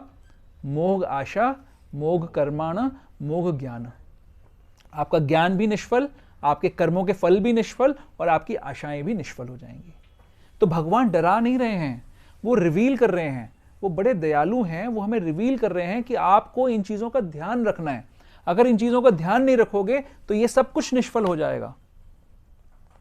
तो जब हमारे अंदर एनवियसनेस का भाव होता है, जब हम मूड होते हैं, यानी भगवान अपने सेंस ग्रेटिफिकेशन के पीछे पड़े होते हैं, या हम एनवियस होते हैं, तो उस समय हम बहुत सारे चक्रों में पड़ जाते हैं। एक तो ये जो सबसे बड़ा इंप्लीकेशन है, ये तो मैंने आपको बता ही दिया, मोघाशा, मोघ कर्मणा और मोघ ज्ञान। इसके अलावा इंप्लीकेशन ये होता है जब हम ये सोचते हैं कि चलो जी बहुत सारे कंट्रोलर्स हैं, तो उस समय हमारे मन का भाव रहता है कि मैं किसी एक कंट्रोलर को स्वीकार नहीं करना चाहता। अगर कोई एक व्यक्ति, जैसे मान लीजिए जब कोई व्यक्ति चला जाता है संसार से, ठीक है, तो उसकी फोटो पे हार चढ़ाना और उसकी आरती उतारना बहुत आसान होता है, करेक्ट। अभी कोई जीवंत व्यक्ति आपके सामने आ जाए और आपको उसको हार पहनाना पड़े और उसकी आरती उतारनी पड़े, उसके चरणों को छू के धो के पीना हो, तो थोड़ा मुश्किल लगेगा। लगेगा कि नहीं लगेगा? बहुत मुश्किल लगेगा, राइट। तो जो एब्स्ट्रैक्ट है, जो है नहीं, उसके सामने हम नतमस्तक हो जाते हैं, क्योंकि हमारी ईगो उसको अलाउ कर देती है। जब हमें एक डिटरमाइन कर दिया जाता है कि ये व्यक्ति, ये सुप्रीम है, इसके सामने तुमको झुकना है, तो फिर आदमियों को प्रॉब्लम हो जाती है। समझ रहे हो आप? ये क्लियर हो रही है ये बात? प्रभु जी, एक चीज, जैसे ये भगवान को गोवर्धन उठाना पड़ा क्योंकि इंद्र ने एक मिस इन्फॉर्मेशन लोगों को दी कि आप मेरी पूजा करो। तो इस तरीके से ही ट्राइड टू क्रिएट सिचुएशन कि भी मेरी तरह और देवता भी पूजने योग्य है, और भगवान को तब बताना पड़ा कि उसकी अहंकार को उन्होंने वो किया। बट ये मिस इन्फॉर्मेशन जो है अगर देवता भी फैलाते हैं तो इसको आप क्या कहेंगे? इसको प्रभु जी का प्रश्न है कि जो देवी देवता है, मान लो गोवर्धन लीला के प्रसंग में ऐसा आता है कि इंद्र की पूजा भगवान ने रुकवाई, इसलिए उसने वर्षा करी। उसका उद्देश्य ये था कि भाई तुमने पूजा क्यों रोक दी, मेरी पूजा करो। तो इंद्र तो देवता है, उसको तो ऐसा नहीं करना चाहिए, उसको तो प्रमोट करना चाहिए भगवान की भक्ति को, राइट। तो ऐसा क्यों करते हैं? तो पहली बात तो देवी देवता भी शुद्ध भक्त नहीं होते हैं, उनकी भी मटेरियल डिज़ायर्स होती हैं, इसीलिए वो उस पोजीशन पे पहुंचते हैं। जैसे मान लीजिए कि कोई व्यक्ति बहुत प्रगति करना चाहता है, आप तो खुद कंपनियों के मालिक रहे हैं, एमडी रहे हैं, आपने बहुत मेहनत करी, राइट, अपनी कंपनी को चलाने के लिए, राइट। तो मेहनत क्यों करी, उसका मोटिवेशन क्या था? क्योंकि आपको वो स्टेटस चाहिए था या वो पोजीशन चाहिए थी। तो कई सारे लोग ऐसे हैं जो उतनी मेहनत नहीं करते। क्यों नहीं कर पाते? क्योंकि उनकी डिज़ायर उतनी बड़ी नहीं होती, उनका एम्बिशन इतना बड़ा नहीं होता। जितना बड़ा ज़्यादा एम्बिशन होगा उतनी ज़्यादा लोग तपस्या करते हैं, उसके लिए प्रयास करते हैं। तो इंद्र जैसे किसी पद पे पहुंचना, यानी आप सोचिए कि किसी छोटे से शहर का कॉर्पोरेटर बनने के लिए भी इलेक्शन जब होता है तो कितनी मेहनत करनी पड़ती है, करोड़ों रुपए खर्च करना पड़ता है। फिर उसके ऊपर स्टेट का चीफ मिनिस्टर और कंट्री का प्राइम मिनिस्टर, उसमें कितना एफर्ट लगाना पड़ता है। और हम किसकी बात कर रहे हैं?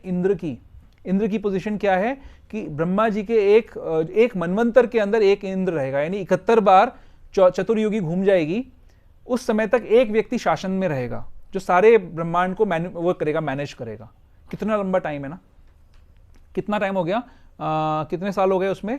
432 करोड़ को डिवाइड बाई 14 कर दो, कितना होता है? लगभग 100 करोड़ साल, नहीं गड़बड़, 3 करोड़ साल, 3 करोड़ साल है ना, नहीं 30 करोड़ साल, 30 करोड़, लगभग 30 करोड़ साल तक वो शासन करेगा। कितना बड़ा एम्बिशन है ना उसका। उस एम्बिशन को पूरा करने के लिए वो तपस्या करता है। और वो कितने सारे, इंद्र के तो कितने सारे ऐसे आते हैं वृत्तांत कि वो भोग करना चाहते हैं, लेकिन इंद्र में और दूसरे जो असुर हैं उनमें फर्क सिर्फ इतना है कि इंद्र पायस है, वो भगवान को मानता है। यहाँ पर जो आसुरिम भाव का जिक्र किया जा रहा है, देवताओं में भी सेंसिटिफिकेशन की इच्छा होती है, वो भी प्योर डिवोटीज नहीं होते हैं, लेकिन वो भगवान के प्रति नतमस्तक होते हैं बस। और जो असुर होते हैं वो भी सेंसिटिफिकेशन करना चाहते हैं, और कई बार वो वैरागी भी हो सकते हैं कुछ हद तक, लेकिन वो भगवान के प्रति नतमस्तक नहीं होते। ये फर्क होता है दोनों में। बट देवता भी, उनको भी प्यूरिफिकेशन की जरूरत होती है, इसीलिए वो नीचे भी आ सकते हैं संसार में। प्रभु जी, मैं तो ये सोचता था कि इंद्र बनने की सोचते थे। मैं ये सोचता हूँ कि इंद्र ने गलत ऑडियंस को इंस्ट्रक्शन दे दिया। एक्चुअली ये भी इंद्र का जो काम है, क्योंकि वो लोग तो ऑलरेडी इतने इस लेवल पे थे कि उनको गोवर्धन या मतलब इंद्र की पूजा करने की जरूरत नहीं है। तो लेकिन लॉ ऑफ कर्मा के हिसाब से उसको बोला गया है कि बहुत निचले स्तर पे जो लोग हैं उनको अपनी पूजा कराओ ताकि उनका प्रोग्रेस हो। ऐसा सोचता। हाँ, सकाम कर्म के स्तर पर, कर्म कांड के स्तर पर ये ऐसा है, ऑडियंस को प्रोविजंस दिए हुए हैं। नहीं, बट ऐसा आप गलत सोचते थे कि भगवान की भक्ति हर किसी के लिए हो सकती है, और उसने डायरेक्टली भगवान स्वयं थे ना, तो भगवान को भूल गया ना वो। इंद्र भगवान को भूल गया और उसने फिर पनिशमेंट दिया। ऑडियंस की बात नहीं आ रही है यहाँ पर, उसने डायरेक्टली भगवान के साथ में टक्कर ले ली, राइट। भगवान ने तो मैसेज दिया ना कि पूजा नहीं करनी चाहिए। इंद्र को पता है कि कौन है भगवान, then he also got illusion for some time. ठीक है, तो ऑडियंस का सवाल तो नहीं आएगा मेरे हिसाब से इसमें। हम बहुत सारी जगह डाइग्रेस कर रहे हैं। ओके, तो अब इसमें वापस अगर अपने टॉपिक पे आए हम लोग, तो इंद्र जैसी पोजीशन पर भी हमारे से ये गलतियां हो सकती हैं। इंद्र भी नीचे आ सकता है, जैसे हमने इंद्र की कथा सुनी है कि वो सूअर की योनि में भी आता है। जब सूअर की योनि में आकर फिर ब्रह्मा जी उसको वापस लेके जाते हैं, फोर्स करके लेके जाते हैं। एक मिनट रुकिए, मैं अपना थॉट लूज कर गया। हम एनवियसनेस की बात कर रहे थे ना। असुरों और देवताओं में। हाँ, तो जो सॉरी कर्म योग के बारे में बता रहे थे आप। किस कर्म योग क्या? कर्म योग क्या है? हम यहाँ ये हाँ राइट, थैंक यू। हम उसकी बात कर रहे थे कि क्या किस स्टेजेस से होकर व्यक्ति जाएगा। जो लोअर स्टेजेस पे होगा वो धीरे धीरे करके ऊपर उठेगा और फिर प्यूरिफाई हो जाएगा। हम एक्चुअली बात कर रहे थे एनवियसनेस की। एनवियसनेस के अंदर पहली चीज़ ये होती है कि हम भगवान की सत्ता को मानना नहीं चाहते, हम किसी एक व्यक्ति को मानना नहीं चाहते। हम एब्स्ट्रैक्ट की बात कर रहे थे कि अगर कोई एब्स्ट्रैक्ट होगा तो उसकी पूजा करना बहुत आसान है, बट किसी एक व्यक्ति की पूजा करना बहुत मुश्किल है। तो जब हमारे अंदर ये भाव होता है, एनवियसनेस हमें कहाँ ले जाती है कि हम लोग भी भगवान हैं, हमारे को भी भगवान से अलग नहीं मानना चाहिए, इस भाव में हम पहुंच जाते हैं। तो इसमें प्रभुपाद जी तात्पर्य में मायावाद की बात कर रहे हैं। मायावादी लोग क्या सोचते हैं कि भगवान का जो शरीर है वो प्रकृति के गुणों से बना हुआ है। जीव जो मायावादी होता है वो बहुत एक्सट्रीम सेंस में एनवियस होता है, क्योंकि वो भगवान की सत्ता को मानना नहीं चाहता, भगवान को सरेंडर नहीं करना चाहता। तो वो क्या सोचता है कि भगवान का शरीर भी सही नहीं है, ये भी आच्छादित है प्रकृति के गुणों से, मेरा भी शरीर प्रकृति के गुणों से बना हुआ है। जब भगवान का शरीर छूटेगा तो भगवान बन जाएंगे, जैसे ही मेरा शरीर छूटेगा मैं भी भगवान बन जाऊंगा।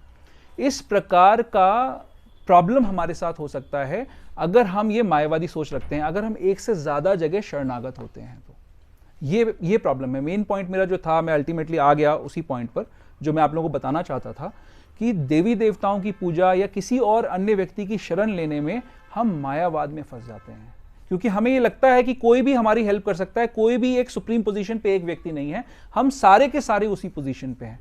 तो इस प्रकार से हमें मायावाद प्रॉब्लम क्रिएट करता है हमारे लिए। इसके बाद प्रभुपाद जी इसमें 2 पॉइंट रेज कर रहे हैं मायावाद से रिलेटेड। जैसे मायावादी कहते हैं कि सारी जगह भगवान व्याप्त हैं। इसके पहले श्लोक में भगवान ने बताया कि मैं सब जगह पे व्याप्त हूँ। तो मायावादी लोग जब ये कहते हैं कि सब जगह अगर भगवान व्याप्त हैं तो आप मंदिर में जाके क्यों भगवान की पूजा करते हो? तो प्रभुपाद जी इसका आर्ग्यूमेंट दे रहे हैं कि अगर भगवान सब जगह ही व्याप्त हैं तो फिर ऐसा क्यों सोचना कि मंदिर में व्याप्त नहीं होंगे, मंदिर के अंदर भी होंगे। हर जगह हर चीज़ है, बट हम लोग हर जगह से उसको महसूस नहीं कर सकते, हमारी इतनी कैपेबिलिटी नहीं है कि हम भगवान का साक्षात्कार कर सकें उस जगह पे, हर जगह से। तो इसीलिए हमें मंदिरों की आवश्यकता है, भगवान के अर्चा विग्रह की आवश्यकता है, जहाँ पर भगवान लोकलाइज्ड फॉर्म में आकर हमारी सेवा स्वीकार करते हैं। ऐसा नहीं होता कि हम राह पे चलते हुए किसी भी पत्थर को पूज लेते हैं। भगवान ने जो अनुमोदित किया है, जिस फॉर्म में सेवा को स्वीकार करना, उस फॉर्म को हम स्टैब्लिश करते हैं, प्रॉपर विधि से स्टैब्लिश करते हैं और उसको सेवा देते हैं। जैसे प्रभुपाद जी एग्जाम्पल लेते हैं पोस्ट ऑफिसेस का या पोस्ट बॉक्सेस का। अगर रोड पे कोई डब्बा लगा हुआ हो, उसमें अगर आप लेटर डालोगे तो वो लेटर कहीं पे भी नहीं पहुंचेगा, लेकिन अगर वो पोस्ट बॉक्स है, ऑथराइज्ड पोस्ट बॉक्स है, उसके अंदर अगर आप लेटर डालोगे तो वो डेस्टिनेशन पे पहुंच जाएगा। इसी प्रकार भगवान के जो अर्चा विग्रह हैं, जिनको विधिवत रूप से स्टैब्लिश किया गया है, जो भगवान की फॉर्म शास्त्रों में डिस्क्राइब्ड है, उस तरीके से जो फॉर्म बनाई गई है, उसको जब आप पूजन करते हो तो आपकी प्रेयर्स भगवान तक जाती हैं, क्योंकि भगवान और उस ऑथराइज चीज में कोई फर्क नहीं है। इसका एक एग्जांपल हो रहा है हाँ कि हवा तो सब जगह है। हाँ, ये एक जो हाँ तो हमें स्पेशल जगह जाना है। करेक्ट आप ऐसे हवा से लेके नहीं भर सकते। एग्जैक्टली यही पॉइंट है। तो ऑथराइज जो है सिचुएशन, ऑथराइज्ड पोस्ट बॉक्स या ऑथराइज्ड अर्चा विग्रह की हम सेवा कर सकते हैं, तो इसलिए मंदिरों की आवश्यकता है। दूसरा पॉइंट भी इसमें एक प्रभुपाद जी मायावाद से लेके बोल रहे हैं, क्या था, हाँ, एक जो मैं आप लोगों को बता रहा था कि हम सबके लिए कुछ कुछ पॉइंट्स हैं इसके अंदर, राइट। अब इसमें एक पॉइंट प्रभुपाद जी ले रहे हैं नव दीक्षित भक्तों का, राइट। क्या बात बोल रहे हैं प्रभुपाद कि कई सारे ऐसे लोग हैं जिनकी मंदिरों में अर्चा विग्रह में सेवा करने की रुचि होती है, श्रद्धा होती है, लेकिन भक्तों के अंदर उनको श्रद्धा नहीं होती है। मंदिर क्यों पूजनीय है? क्यों पूजनीय है मंदिर? क्योंकि वो भगवान का घर है, राइट। दूसरे जो जीव हैं, दूसरे जो लोग हैं, वो क्यों पूजनीय हैं? क्योंकि वो भी भगवान का घर है। भगवान परमात्मा रूप में हर शरीर के अंदर विद्यमान है, इसलिए सारे जो शरीर हैं, चर अचर जितने भी शरीर हैं, वो भी भगवान के मंदिर के समान हैं। इसीलिए हम लोग तिलक लगाते हैं, राइट। हम लोग 13 जगहों पे तिलक लगाते हैं, क्योंकि इस मंदिर का हम श्रृंगार करते हैं, एक तरीके से इसको डेकोरेट करते हैं। तो सारे शरीर इसी लॉजिक की वजह से रिस्पेक्टेबल हैं, वर्शिपेबल हैं। हम लोग क्या करते हैं, जो न्यूफाइड डिवोटीज होते हैं, वो क्या सोचते हैं कि भगवान अर्चा विग्रह में हैं और उनकी हम पूजा करेंगे, उनके लिए हमारे मन में बहुत भाव होता है, लेकिन हम भक्तों की निंदा स्तुति करते रहते हैं, राइट। ये सब जो जितने भी नए भक्त हैं उनके अंदर ये बहुत मेजर प्रॉब्लम होती है, और भक्तों के अंदर कमियां ढूंढते रहते हैं। ये हमारी प्रोग्रेस को क्या करेगा? बाधित करेगा। प्रभुपाद जी इसमें बोल रहे हैं, नवदीक्षित भक्त अन्य भक्तों की अपेक्षा मंदिर के अर्चा विग्रह पर अधिक ध्यान देते हैं, अतः विश्वनाथ चक्रवर्ती ठाकुर चेतावनी देते हैं कि इस प्रकार की मानसिकता को सुधारना चाहिए। भक्त को समझना चाहिए कि चूंकि कृष्ण परमात्मा रूप में प्रत्येक जीव के हृदय में विद्यमान है, अतः प्रत्येक व्यक्ति परमेश्वर का निवास या मंदिर है। इसलिए जिस तरह कोई भक्त भगवान के मंदिर का सम्मान करता है, वैसे ही उसे प्रत्येक जीव का सम्मान करना चाहिए जिसमें परमात्मा निवास करता है। आप में से कोई ऐसा है जो मंदिर के ऊपर जाकर जूता फेंकेगा या वहां पर जाके उल्हाने देगा या गाली देगा मंदिर को देखकर? नहीं करोगे, राइट? बट हम भक्तों के साथ ऐसा कर सकते हैं, हम भक्तों के साथ ऐसा करते हैं। कर सकते नहीं है मतलब करते हैं। करना मत शुरू कर देना, अगर करते हैं तो हमें इसे रोकना है। ये बहुत इंपॉर्टेंट है। ये भी, इसका भी रूट क्या है? ये भी मायावाद से ही आता है। अभी हमारा मन पूरा मार्जन नहीं हुआ और हम इस तरीके की एक्टिविटीज करते रहते हैं। तो भक्तों के साथ व्यवहार करने में हमें क्या प्रैक्टिकली करना चाहिए कि हमें अगर कोई भक्त अच्छा नहीं लगता है ना, तो मेडिटेट करना चाहिए कि उसके अंदर कोई गुण होगा, कोई एक ऐसा गुण होगा जो उसके अंदर भी होगा। कई बार भक्तों के बीच में ये द्वंद्व रहता है, वो सोचते हैं कि ये वाला भक्त तो बिल्कुल ही खराब है। तो अगर हम ये मेडिटेशन करें कि कोई तो एक गुण होगा इसके अंदर, भगवान ने ऐसा तो कोई जीव नहीं बनाया होगा जिसके अंदर कोई गुण नहीं होगा। ऐसा हो सकता है क्या? हिरण्यकशिपु के अंदर भी कोई गुण था, रावण के अंदर भी कोई गुण था, राइट? तो अगर रावण और हिरण्यकशिपु के अंदर भी कोई गुण हो सकता है, तो हमारे जो भक्त 16 माला करने वाले भक्त हैं, 4 नियमों का पालन करने वाले भक्त हैं, उनके अंदर कोई ना कोई गुण जरूर होगा, है ना? भाई बहनों के अंदर भी ये लागू होता है। अपने बहन भाइयों के अंदर भी हमें गुण देखने चाहिए। जब झगड़ा होता है ना तो गुण नजर नहीं आते। मैं बच्चों को देख के बोल रहा हूँ। ठीक है, तो हमें गुण देखने हैं। किसी भक्त का जो अच्छा नहीं लगता उसके अंदर गुण देखने हैं, उसको मेडिटेट करना है। ऐसा करने से हमारी जो द्वेष वाली जो वृत्ति है वो खत्म हो जाएगी। तीसरी चीज, प्रभुपाद अपने एक लेक्चर में एक उदाहरण देते हैं कि एक रामायण के टीकाकार का उदाहरण देते हैं।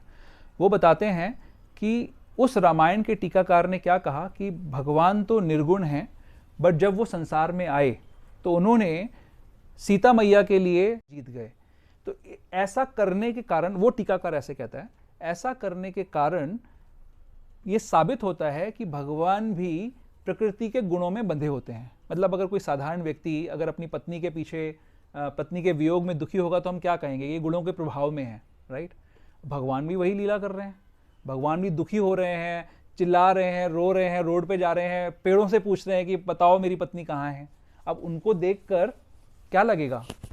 अब कोई रामायण की टीका अगर करेगा जो भगवान को नहीं जानता, तो वो यही बोलेगा कि भगवान तो प्रकृति के गुणों में है, ये तो कोई भगवान नहीं है। इससे ये साबित होता है कि ये भगवान नहीं है, भगवान निराकार ही है।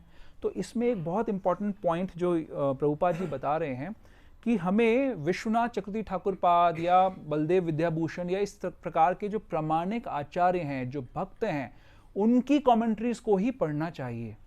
अगर हम उनकी कमेंट्रीज को नहीं पढ़ते हैं तो हम इस तरीके के द्वंद्व में फंस सकते हैं। जैसे एक और बहुत अच्छा एग्जाम्पल ले रहे हैं प्रभुपाद जी, इसमें वो कोट कर रहे हैं भागवतम के 10वें स्कंद का, जब भगवान प्रकट होते हैं वसुदेव और देवकी के सामने चतुर्भुज रूप में, उसके बाद वो नॉर्मल रूप में आ जाते हैं, एक छोटे बच्चों के रूप में आ जाते हैं। तो उसके लिए लिखा गया है बभूव प्राकृतः शिशु, यानी इसका मतलब होता है वे एक सामान्य शिशु, एक सामान्य मानव बन गए। ठीक है, फिर एक और प्रमाण दे रहे हैं 3वें स्कंद का। प्रभुपाद जी कह रहे हैं, वहां पर लिखा हुआ है अहम सर्वेषु भूतेषु भूतात्मावस्थितः सदा, परमेश्वर समस्त जीवों में विद्यमान हैं। तो ये दोनों स्टेटमेंट्स को कोई व्यक्ति कैसे मिस इंटरप्रेट कर सकता है? पहला स्टेटमेंट था कि भगवान जो है साधारण बच्चा बन गए, इसके बाद वो बच्चा बन गए, यानी क्या उसका इंटरप्रिटेशन होगा कि भगवान ने साधारण मनुष्य शरीर धारण कर लिया, अब वो प्रकृति के गुणों के अंदर हैं। सेकंड स्टेटमेंट में क्या कहा जा रहा है कि भगवान सबके हृदय में है। इसको कैसे मिस इंटरप्रेट करेंगे कि हम में और भगवान में कोई फर्क नहीं है, हम सारे भगवान हैं। तो जो मायावादी जो टीकाकार होते हैं वो शास्त्रों के इन स्टेटमेंट्स को ही मैनिपुलेट करते हैं, और इन मैनिपुलेशन के कारण जो साधारण सिंपल लोग हैं वो उसको मान लेते हैं। वो सोचते हैं कि हाँ ये बात तो सही है, शास्त्र में लिखी है कि हर कोई भगवान है। तो इसी चीज को क्लैरिफाई करने के लिए प्रभुपाद जी बोल रहे हैं कि हमें किसी शुद्ध भक्त से ही सुनना है, उसी की ही टीका को पढ़ना है। अगर हम किसी भी व्यक्ति को बिना डिस्क्रिमिनेशन के पढ़ेंगे तो हम कंफ्यूज हो जाएंगे। क्या कंफ्यूजन हो जाएगा? कौन सी स्टेट में पहुंच जाएंगे? मोघाशा, मोघ कर्मणा और मोघ ज्ञाना। हम सबके लिए तीनों बहुत इंपॉर्टेंट है। ज्ञान भी इंपॉर्टेंट है, कर्म भी इंपॉर्टेंट है, कर्म के फल भी इंपॉर्टेंट है, और हमारी जो आशा है वो भी बहुत इंपॉर्टेंट है। अगर हम इन चीजों में अलर्ट नहीं रहेंगे तो हम इन तीनों चीजों को मिस कर सकते हैं। ठीक है, इसके बाद हाँ, अब एक पॉइंट आता है कि देन अगर मूड हैं तो किस कारण से हैं? कि एनवियसनेस है, भगवान को हम नहीं मान रहे, हम सेंस ग्रेटिफिकेशन चाहते हैं। मैंने ये 2 पॉइंट्स डिस्कस करे, राइट? तो अब अगर हमें भगवान को जानना है या कोई व्यक्ति भगवान को जानता है तो वो कैसे जानेगा, किस प्रकार से जान सकते हैं? कोई सजेशंस हैं किसी के? कैसे जान सकते हैं भगवान को हम? क्या कहता है शास्त्र? मैं आपको आके बोलता हूं अगर मान लीजिए आज कि मैं भगवान हूं, आप मान जाओगे?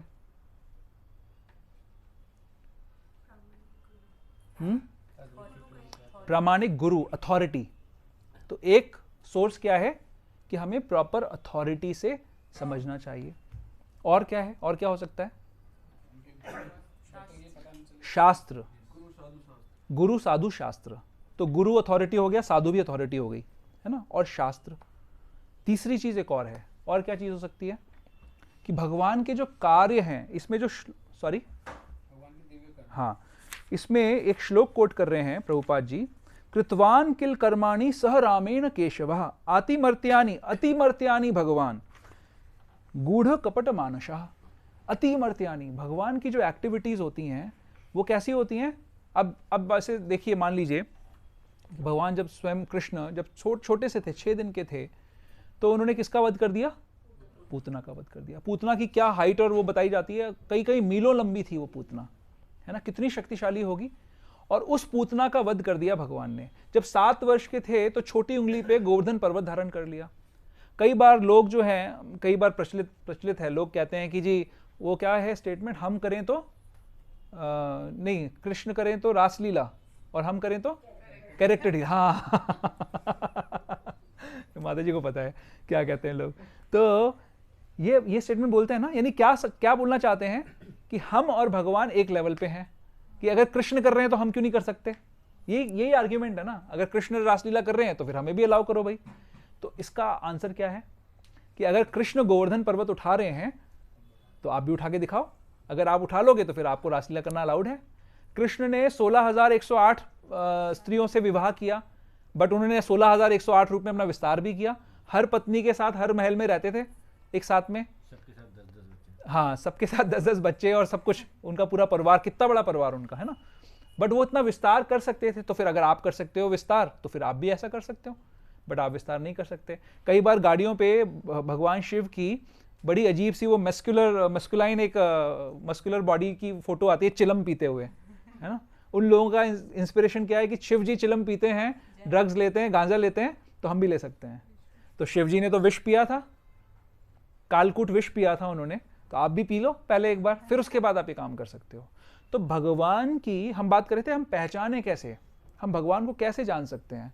तो भगवान की जो सुपर नेचुरली एक्टिविटीज हैं, अब चैतन्य महाप्रभु आए, चैतन्य महाप्रभु ने सारे संसार में जगाई मधाई जैसे जो महापापी हैं उनको भी बदल दिया। कितनी बार भगवान का साक्षात्कार करवाया उन्होंने। तो एक है एविडेंस कि उनकी इस तरीके की जो एक्टिविटीज हैं, बट सिर्फ वो अकेला एविडेंस नहीं है, उससे भी ज्यादा इंपॉर्टेंट एविडेंसेस क्या हैं कि हमारे शास्त्रों में क्या डिस्क्रिप्शन है और गुरु और साधु क्या कह रहे हैं। गुरु और साधु का प्रमाण, अथॉरिटी का प्रमाण। अब जैसे गीता के अंदर आप अपने 10.12-13 में जाइए, 10.12 and 13 क्या है? अर्जुन क्या कह रहे हैं? अर्जुन उवाच परब्रह्म परम धाम पवित्रम परमं भवान पुरुषम शाश्वतम दिव्यम आदि देवम अजम विभुम अहुस्त्वाम ऋषयः सर्वे देवर्षि नारदस्तथा असितो देवलो व्यासः स्वयं चैव ब्रवीषि में। क्या है इसका मतलब? अर्जुन ने कहा आप परम भगवान, परम धाम, परम पवित्र, परम सत्य हैं, आप नित्य दिव्य आदि पुरुष अजन्मा तथा महानतम हैं। अब ये बात तो यहां तक ही अगर हम पढ़ें तो ये तो अर्जुन का एक स्टेटमेंट है, मैं किसी को कुछ भी बोल सकता हूं, राइट? बट फिर आगे वाला स्टेटमेंट अर्जुन का क्या है? नारद, असित, देवल तथा व्यास जैसे ऋषि आपके इस सत्य की पुष्टि करते हैं और अब आप स्वयं भी मुझसे प्रकट कर रहे हैं। अर्जुन ये क्यों बोल रहे हैं और क्यों ये प्रामाणिक है? क्योंकि ये सारी अथॉरिटीज, नारद तो अथॉरिटी है ना, वो तो न्यूट्रल पर्सन है, देवल, व्यास, असित, ये सारे ऋषियों का नाम लेकर भगवान अर्जुन बता रहे हैं कि ये सब मानते हैं कि आप भगवान हो। तो ये क्या प्रमाण हो गया? अथॉरिटी का प्रमाण हो गया। मैं 3 प्रमाणों की बात कर रहा हूं, राइट? भगवान ने गोवर्धन उठाया, भगवान ने 16,108 पत्नियों को मेंटेन किया, रासलीला करी। ये सारी भगवान की अति मानवीय लीलाएं हैं। इससे सिद्ध होता है कि भगवान कुछ विशेष हैं। फिर अथॉरिटी की बात कर रहा हूँ, ये सारी अथॉरिटीज क्या कह रही हैं? नारद, असित, व्यास, देवल, ये सब कह रहे हैं कि भगवान भगवान है। अब आते हैं शास्त्र के प्रमाण पर। भागवतम में क्या लिखा हुआ है? एतेह चांशः कलह पुंसाम कृष्णस्तु भगवान स्वयं इंद्रारी व्याकुलम लोकम मृदयंती युगे युगे। क्या कहा? व्यासदेव जी कह रहे हैं अभी तक मैंने जिसका डिस्क्रिप्शन किया वो तो भगवान के स्वांश थे या भिन्नांश थे, लेकिन अब मैं स्वयं भगवान का डिस्क्रिप्शन कर रहा हूं, जो कब आते हैं? बार बार संसार में आते हैं। इंद्रारी व्याकुलम लोकम, इंद्र के जो अरी हैं, जो देवता हैं, उनके जो दुश्मन हैं, उनका वध करने के लिए, उनका विनाश करने के लिए मैं आता हूं, वो आते हैं संसार में। ये एक प्रमाण। अनेकों अनेकों प्रमाण है, मैं 2-3 प्रमाण आपके सामने रखूंगा। ब्रह्म संहिता के अंदर क्या कहा? ब्रह्मा जी क्या कह रहे हैं? ईश्वर परमा कृष्ण सच्चिदानंद विग्रह अनादिरादिर गोविंद सर्व कारण कारणम। ब्रह्मा जी जिससे सारी सृष्टि हुई, सेकेंडरी क्रिएशन उन्होंने करी, सारे वेद उन्होंने लिखे हैं, और उन्हीं के माध्यम से सारी जो परंपराएं चली आ रही हैं, व्यासदेव जी भी उनकी परंपरा में आते हैं। तो ब्रह्मा जी क्या कह रहे हैं? कृष्ण भगवान है। व्यासदेव जी जिन्होंने वेदों का विभाजन किया, सारे मायावादी लोग भी उन्हीं वेदों और उपनिषदों को कोट करते हैं, वो व्यासदेव जी क्या कह रहे हैं? कृष्ण भगवान है। गीता में स्वयं भगवान क्या कह रहे हैं? कि मैं भगवान हूं। कहीं पे किसी और कल्चर में कोई ये नहीं कहता, जीसस क्राइस्ट नहीं कहते कि मैं भगवान हूं, वो क्या कहते हैं? मैं सन ऑफ गॉड हूं। गुरु नानक देव क्या कहते हैं? कि मैं गुरु हूं। क्या है उनका इस्लाम का? मोहम्मद क्या कहते हैं? मैं पैगंबर हूं। कोई कहता है मैं भगवान हूं? कौन कह रहा है भगवान हूं मैं? कृष्ण कह रहे हैं, सिर्फ कृष्ण कह रहे हैं। कोई नहीं कहता कि वो भगवान है। सब ये कहते हैं कि हम भगवान के दूत हैं, हम भगवान के रिप्रेजेंटेटिव हैं, लेकिन स्वयं कृष्ण सिर्फ ये कहते हैं कि मैं, क्या कहते हैं? किसी को याद है कोई? मत्तः परतरम नान्यत, मेरे सिवा कोई और नहीं है, मुझसे श्रेष्ठ कोई नहीं है, और अनेकानेक श्लोकों में कहते हैं। तो इस प्रकार के प्रमाणों के आधार पर जो मूढ़ है, वो मूढ़ क्यों है? क्योंकि ये सारे प्रमाण मौजूद हैं, उनको भी पता है कि कृष्ण जो है गोवर्धन पर्वत उठाया था। अब एक चीज समझने वाली है, हमें कृष्ण का परिचय कहां से मिलता है? हम ये शास्त्र पढ़ते हैं, हमने भागवत पढ़ी, गीता पढ़ी, है ना, इस तरीके की किताबों से हम कृष्ण का चरित्र पढ़ते हैं, राइट। उन किताबों में लिखा हुआ है कि कृष्ण ने गोवर्धन पर्वत उठाया, तो आपको कैसे इंफॉर्मेशन मिली? गोवर्धन पर्वत उठाया उन किताबों से। उन्हीं किताबों में लिखा हुआ है कृष्ण भगवान है। अब जब हम वो पढ़ते हैं तब वो नहीं मानते। हम इतना मान लेते हैं कि कृष्ण ने गोवर्धन पर्वत उठाया, हम ये भी मान लेते हैं कि कृष्ण ने रासलीला करी, लेकिन हम ये नहीं मानते कि कृष्ण एक भगवान है। इसको कहते हैं अर्ध कुकुटी न्याय। अर्ध कुकुटी न्याय क्या होता है? प्रभुपाद जी कोट करते हैं, जैसे मुर्गी जो होती है वो अंडा देती है पीछे के हिस्से से और आगे के हिस्से से दाना खाती है। अब कोई इंटेलिजेंट व्यक्ति ये सोचे कि ये पीछे वाला हिस्सा तो ठीक है, ये तो अंडा रोज देता है मेरे को, आगे वाला हिस्सा खराब है, इसको दाना खिलाना पड़ता है, तो ऐसा करता हूं मैं आगे वाले हिस्से को काट देता हूं, सिर्फ पीछे वाला रखूंगा, तो क्या होगा? फिर अंडा नहीं मिलेगा। इसी प्रकार से जब हम शास्त्र की वाणी को, शास्त्र ने हमें बताया कि कृष्ण ने रासलीला करी थी, शास्त्र ने हमें बताया कि कृष्ण की 16,108 पत्नियां थी, शास्त्र ने हमें बताया कि कृष्ण ने इंद्र की पूजा कम करा दी, बंद करा दी, तो वही शास्त्र कह रहा है कि कृष्ण भगवान है, हम उसको नहीं मानना चाहते। यह है अर्ध कुकुटी न्याय। ये हमारा ये मूर्खता की एक निशानी है, ये एक नए तरीके का, एक अलग तरीके का मूर्ख है ये। बट ये सारे संसार के लोग इस तरीके की मूर्खता में लगे हुए हैं। तो हमें इस मूर्खता को ओवरकम करना है। मूढ़ व्यक्ति के सामने ये सारे प्रमाण हैं, अगर वो चाहे तो वो मूढ़ होने से बंद हो सकता है, मतलब कम बंद कर सकता है मूर्खता को अपनी। उसके सामने प्रमाण है, शास्त्र भी हैं, भगवान की दिव्य लीलाएं भी हैं, अथॉरिटीज भी हैं, उनको बता भी रहे हैं मूढ़ लोगों को कि भाई इसको ठीक तरीके से समझ लो, तो वो चाहे तो उसको समझ सकता है। बट मूर्ख की पहचान क्या है? गधे की पहचान क्या है? वो ढीठ होता है। टट्टू की पहचान क्या होती है? वो ढीठ होता है, वो हिलता नहीं अपनी जगह से। तो मूर्ख व्यक्ति के सामने आप कितना भी प्रचार कर लो, वो नहीं समझेगा। फिर एक सवाल इसमें और आ सकता है कि भगवान इस संसार में आते ही क्यों हैं? क्यों आते हैं? मनुष्य रूप क्यों धारण करते हैं? भाई भगवान के रूप में आए, अपना काम करें, चले जाएं, तो क्यों आते हैं भगवान संसार में? परित्राणाय साधुनाम, परित्राण करने के लिए, साधुओं का परित्राण करने के लिए, विनाशाय च दुष्कृताम, जो दुष्ट लोग हैं वो उनका विनाश करने के लिए। बट ये दोनों काम एक्चुअली भगवान के रूप में आके कर सकते हैं। जैसे नरसिंह भगवान आए, है ना, वो तो मनुष्य रूप में नहीं आए। भगवान आते हैं अपनी लीला से बताने के लिए कि मैं भगवान हूँ। ठीक है, अभी थोड़ा थोड़ा पास पहुंच गए हो, मेरे को सही आंसर पूछना। हाँ भक्तों को पर्सनल एसोसिएशन, हाँ, भक्तों को एसोसिएशन देने के लिए, भक्तों के साथ एक्सचेंज करने के लिए, आदान प्रदान करने के लिए, भक्तों के आनंद का वर्धन करने के लिए। परित्राणाएं और ये सब तो वहीं से कर लेंगे। अब उन्होंने सोचा कि चलो हिरण्यकशिपु का हार्ट अटैक आ जाए, वो इमीडिएटली मर जाएगा, उसको आने की भी जरूरत नहीं है ना, सांसें बंद कर दूं मैं उसकी। भगवान है, कुछ भी कर सकते हैं। लेकिन क्यों वो लीला करते हैं? जब आते हैं और नरसिंह रूप में आते हैं और हिरण्यकशिपु के साथ युद्ध करते हैं और ऐसा लगता है कि हिरण्यकशिपु का पाला जो है भारी हो गया, तो भक्तों के मन में क्या होता है? भक्त सोचते हैं भगवान क्या हो रहा है, भगवान की रक्षा करो, क्या हो रहा है ये? उनके हृदय के भाव का जो आप बात बता रहे थे ना कि भगवान सब कुछ ले लेते हैं, तो वो जो ट्रांसेंडेंटल इमोशंस हैं भक्तों के, उनका वर्धन करने के लिए भगवान लीला करते हैं और भक्तों को अपना एसोसिएशन देते हैं ताकि भक्त उस प्रेममय व्यवहार में आकर अपनी असली पोजीशन में पहुंच जाएं। असली स्वरूप क्या है हमारा? जीवेर स्वरूप है कृष्णेर नित्यदास। जीव जो है भगवान का प्रेमी है, जो बिछुड़ चुका है, वो भूल चुका है कि मैं भगवान से प्रेम करता था कभी। अभी वो किससे प्रेम कर रहा है? अभी वो माया से प्रेम कर रहा है, अपने भोग से प्रेम कर रहा है। उसको उसी पोजीशन में स्थित करने के लिए भगवान यहाँ संसार में आते हैं और अपनी सुंदर सुंदर लीलाएं करते हैं। ठीक है, तो इसीलिए भगवान आते हैं। तो अब हम में से, मेरा स्टार्टिंग में प्रश्न था आप लोगों से कि कितने लोग मूर्ख हैं, मूढ़ हैं, और कितने लोग पहुंचे हुए हैं? हाँ, कोई हाथ खड़ा कर रहा है क्या? लोग कंफ्यूज है कि क्या बोले, किस बात पे कौन कौन है मूर्ख, कौन कौन है मूढ़, कौन कौन है? कुछ लोग अभी हाथ खड़ा नहीं कर रहे हैं, उनको पूरा कॉन्फिडेंस है कि हम तो नहीं हैं। लेकिन चलो, मूर्ख है या नहीं है, हमें कुछ प्रयास करना पड़ेगा। जो थोड़ा बहुत मूर्खता का अंश हमारे हृदय में रह गया है अभी, उसको दूर करने के लिए। राइट, हम कहाँ जाने की बात कर रहे हैं? हम भगवान के मोग आशा, जो निष्फल आशा कौन सी है? अगर भगवान को नहीं मानेंगे तो आशा निष्फल है। कहाँ जाना चाहते हैं? भगवान के धाम जाना चाहते हैं। उस धाम में जाने के लिए बहुत बड़ा हमारा प्रयोजन है। उसको पूरा करने के लिए थोड़ा सा प्रयास करना पड़ेगा, थोड़ी सी ट्रेनिंग लेनी पड़ेगी, थोड़ी सी तपस्या करनी पड़ेगी, थोड़ा सा संग करना पड़ेगा। इस तरीके से थोड़ी मेहनत करनी पड़ेगी। बिना मेहनत के ये काम नहीं होगा। इस काम को करने के लिए हमें थोड़ा सा प्रयास करना पड़ेगा। सबसे पहला प्रयास क्या करना पड़ेगा? इस तरीके के साधु संग में आकर हमें श्रवण करना पड़ेगा, समझना पड़ेगा कि भगवत तत्व क्या है। ये सारी बातें जो भगवान रिवील कर रहे हैं, इनको समझना पड़ेगा, अपने जीवन में उतारना पड़ेगा। भगवान बड़ी दयावश बता रहे हैं कि अगर आप मुझे नहीं मानोगे तो ये आपके साथ ये सब दुर्घटना घट सकती है। बहुत अच्छी बात बता रहे हैं भगवान। तो वो जब आप संग में आओगे तब आपको पता लगेगा।